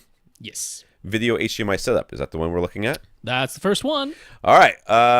So let's look here. He's got HDMI out, AVR. Okay. Audio out, So AVR. none of this, even though, and I know the one that's going to be the key that he's probably thinking of, but none of this actually affects the video signal that's going through the AV one receiver. You're looking at here is the HDMI pass-through. What that is when you turn your receiver off. If you want your source to pass through the receiver, go to the TV, and so that your TV can play the content and the sound can come out of your flat panel. Yeah. Because apparently you spent all this money for all this stuff so that you can hear crappy sound. It's going to allow that through, and it's going to, which source is it going to pass through? Whatever you were watching last. Yeah, that's the way he has it set right now. Yeah. You can also say, okay, every time I turn this receiver into standby mode, pass through the signal from the cable box input, because that's the only one I ever want to pass through, or something like that. It lets you choose which input, or just whichever was the last active one, which is the way he has it set now. So that's, if you're using that, that's fine. But if you're not using the pass through, you don't have to have HDMI pass through set to on in order to let video go through your AV receiver without being futzed with by the AV receiver. That's not what that language refers to. And it should say standby pass through. That's what it should it's say. called. That's what it's called. And Carl, if you're at this point going, that is, why would anybody want that? We are on the same page, sir, you and I. Now, here the other one is the auto lip sync. Now, maybe he's thinking, if I turn that on, maybe it's futzing with the video signal. It's not. You can turn that on. That's fine. Yeah. So you can turn the lip sync on. The important one here is HDMI control. You have that to off. Yes. That is good. Good on you, Thumbs up on that one. I don't know if you did it yourself or it was just the way it came. By default. You were okay on that one. So let's go to the next one here. Yes. I like how we see his hands taking the pictures here. Right. Shadow. All right. Video output settings. Video mode to auto. Video conversion to off. Well, there you go. It's not. You're done. You're not. You have correctly set it so that it will not futz with your video signal as it passes through. Let's go on. That's really about it. I mean, that's kind of. Now, the one thing I will mention is those settings are per input. So if you set it for one input that has not set it for all of them, you need to go through every input that you use and make sure that's the setting. I just looked at my receiver and got angry at it because now I'm wondering whether or not I have to do that. I'm pretty sure I would have noticed I only got like 3 inputs. 2 inputs. Yeah. Video conversion off is the key setting for all of this. Yes. Video conversion is the thing that will futz with the video that's being passed through the AV receiver. You turn that off, you've essentially done your job. That's and you've got, the video mode to audio is fine too. All right. So the next one, which we're going to look at, even though it has absolutely nothing to do with anything you asked nothing to do with video. Because we're going to fix it. He's got multi-EQ XT32 set to reference. Now, that's fine. That's a preference thing. It's going to be reference or flat, or in the case of this one, it does have that front, left, right bypass thing that you should avoid like the plague. Yeah. I would consider at least testing between reference and flat just to hear it. Sure. You might not notice a difference, in which case, whatever one is the easy you last listened to when you were testing it, you just leave it there. Yeah. You have dynamic EQ set to off. I would put that on. I would too. Now, to be fair, sometimes people put that on, and when they are listening at night and they turn the volume down, they find that the bass is too loud because it does attempt to keep the bass audible. That's what dynamic EQ is mostly all about, is keeping your bass and your surround effects. But I would at least test it on the on setting. Yeah. Okay. You then have dynamic volume set to medium. I would turn that to off. Or low. I'm okay with low for that I would turn that to off. Yeah. What this does is try to make the lows louder and the highs softer so that the volume stays the same. Volume levels we're talking about, not frequencies. Not frequencies. Yeah. Volume stays the same, more the same across. So if it goes from really soft to I don't know if you can see this on the video, but really soft to really loud, what this does is make the softer ones a little bit louder and the louder ones a little bit softer, so that it's more like this. And if this is the full thing, 12 inches is the full thing, then maybe 10 inches is low, and then maybe 6 inches is medium, and then just all the same volume, the high. I think. But I mean, I'm very okay with someone saying, you know what, I don't really want dialogue to be 20 decibels quieter than the explosions. I find that jarring in a home setting, and I'd rather have the difference between those two things be not quite so large. I'm okay with. You need to know what you're doing. You can't tell me. Don't. If I've seen this, I'm like, why do you have this? You can't say, I don't know. If you say I don't know, then I'm turning it off.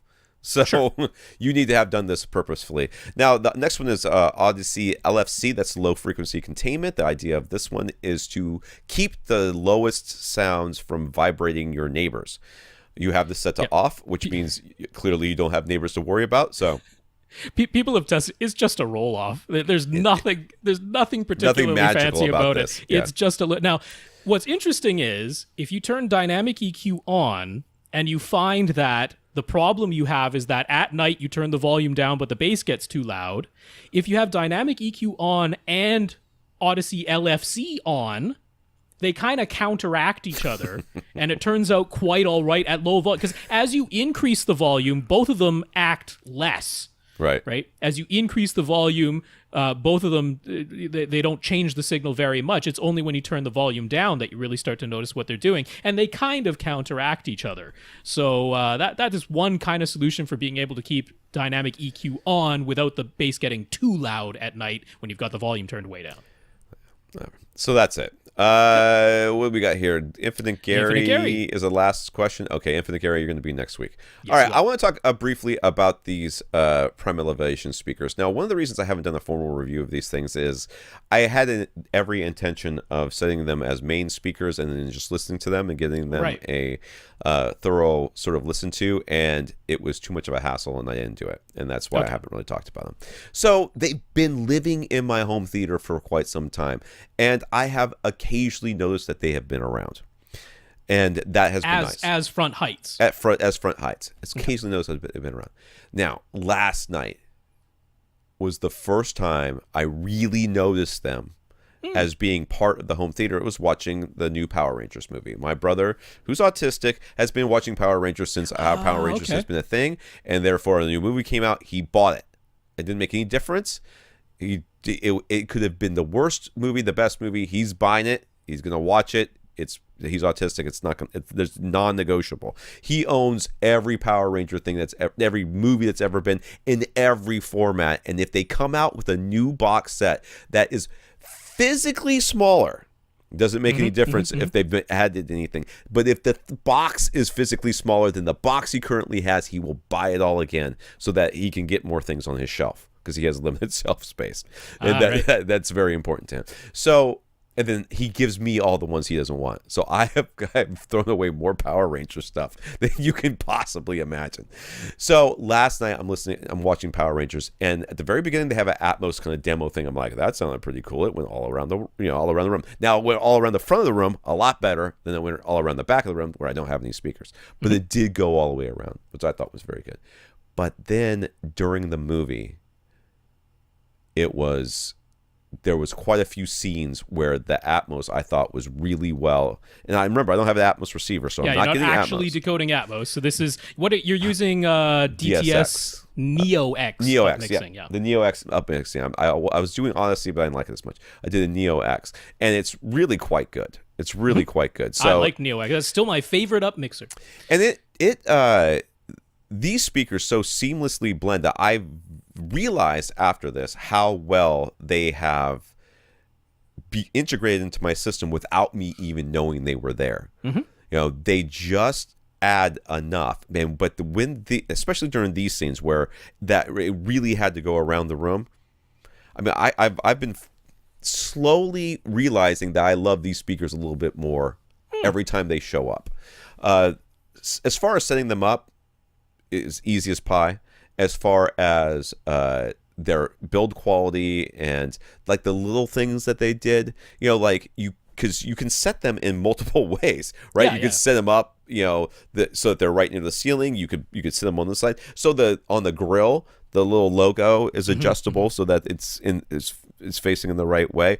They feel solid in your hand. I mean, for $200, you don't want to pick up the speaker and have it feel like it's a piece of toast. This thing feels solid, like it's a whole bunch of MDF in there. And SVS, I trust that they've got really great build quality and all that.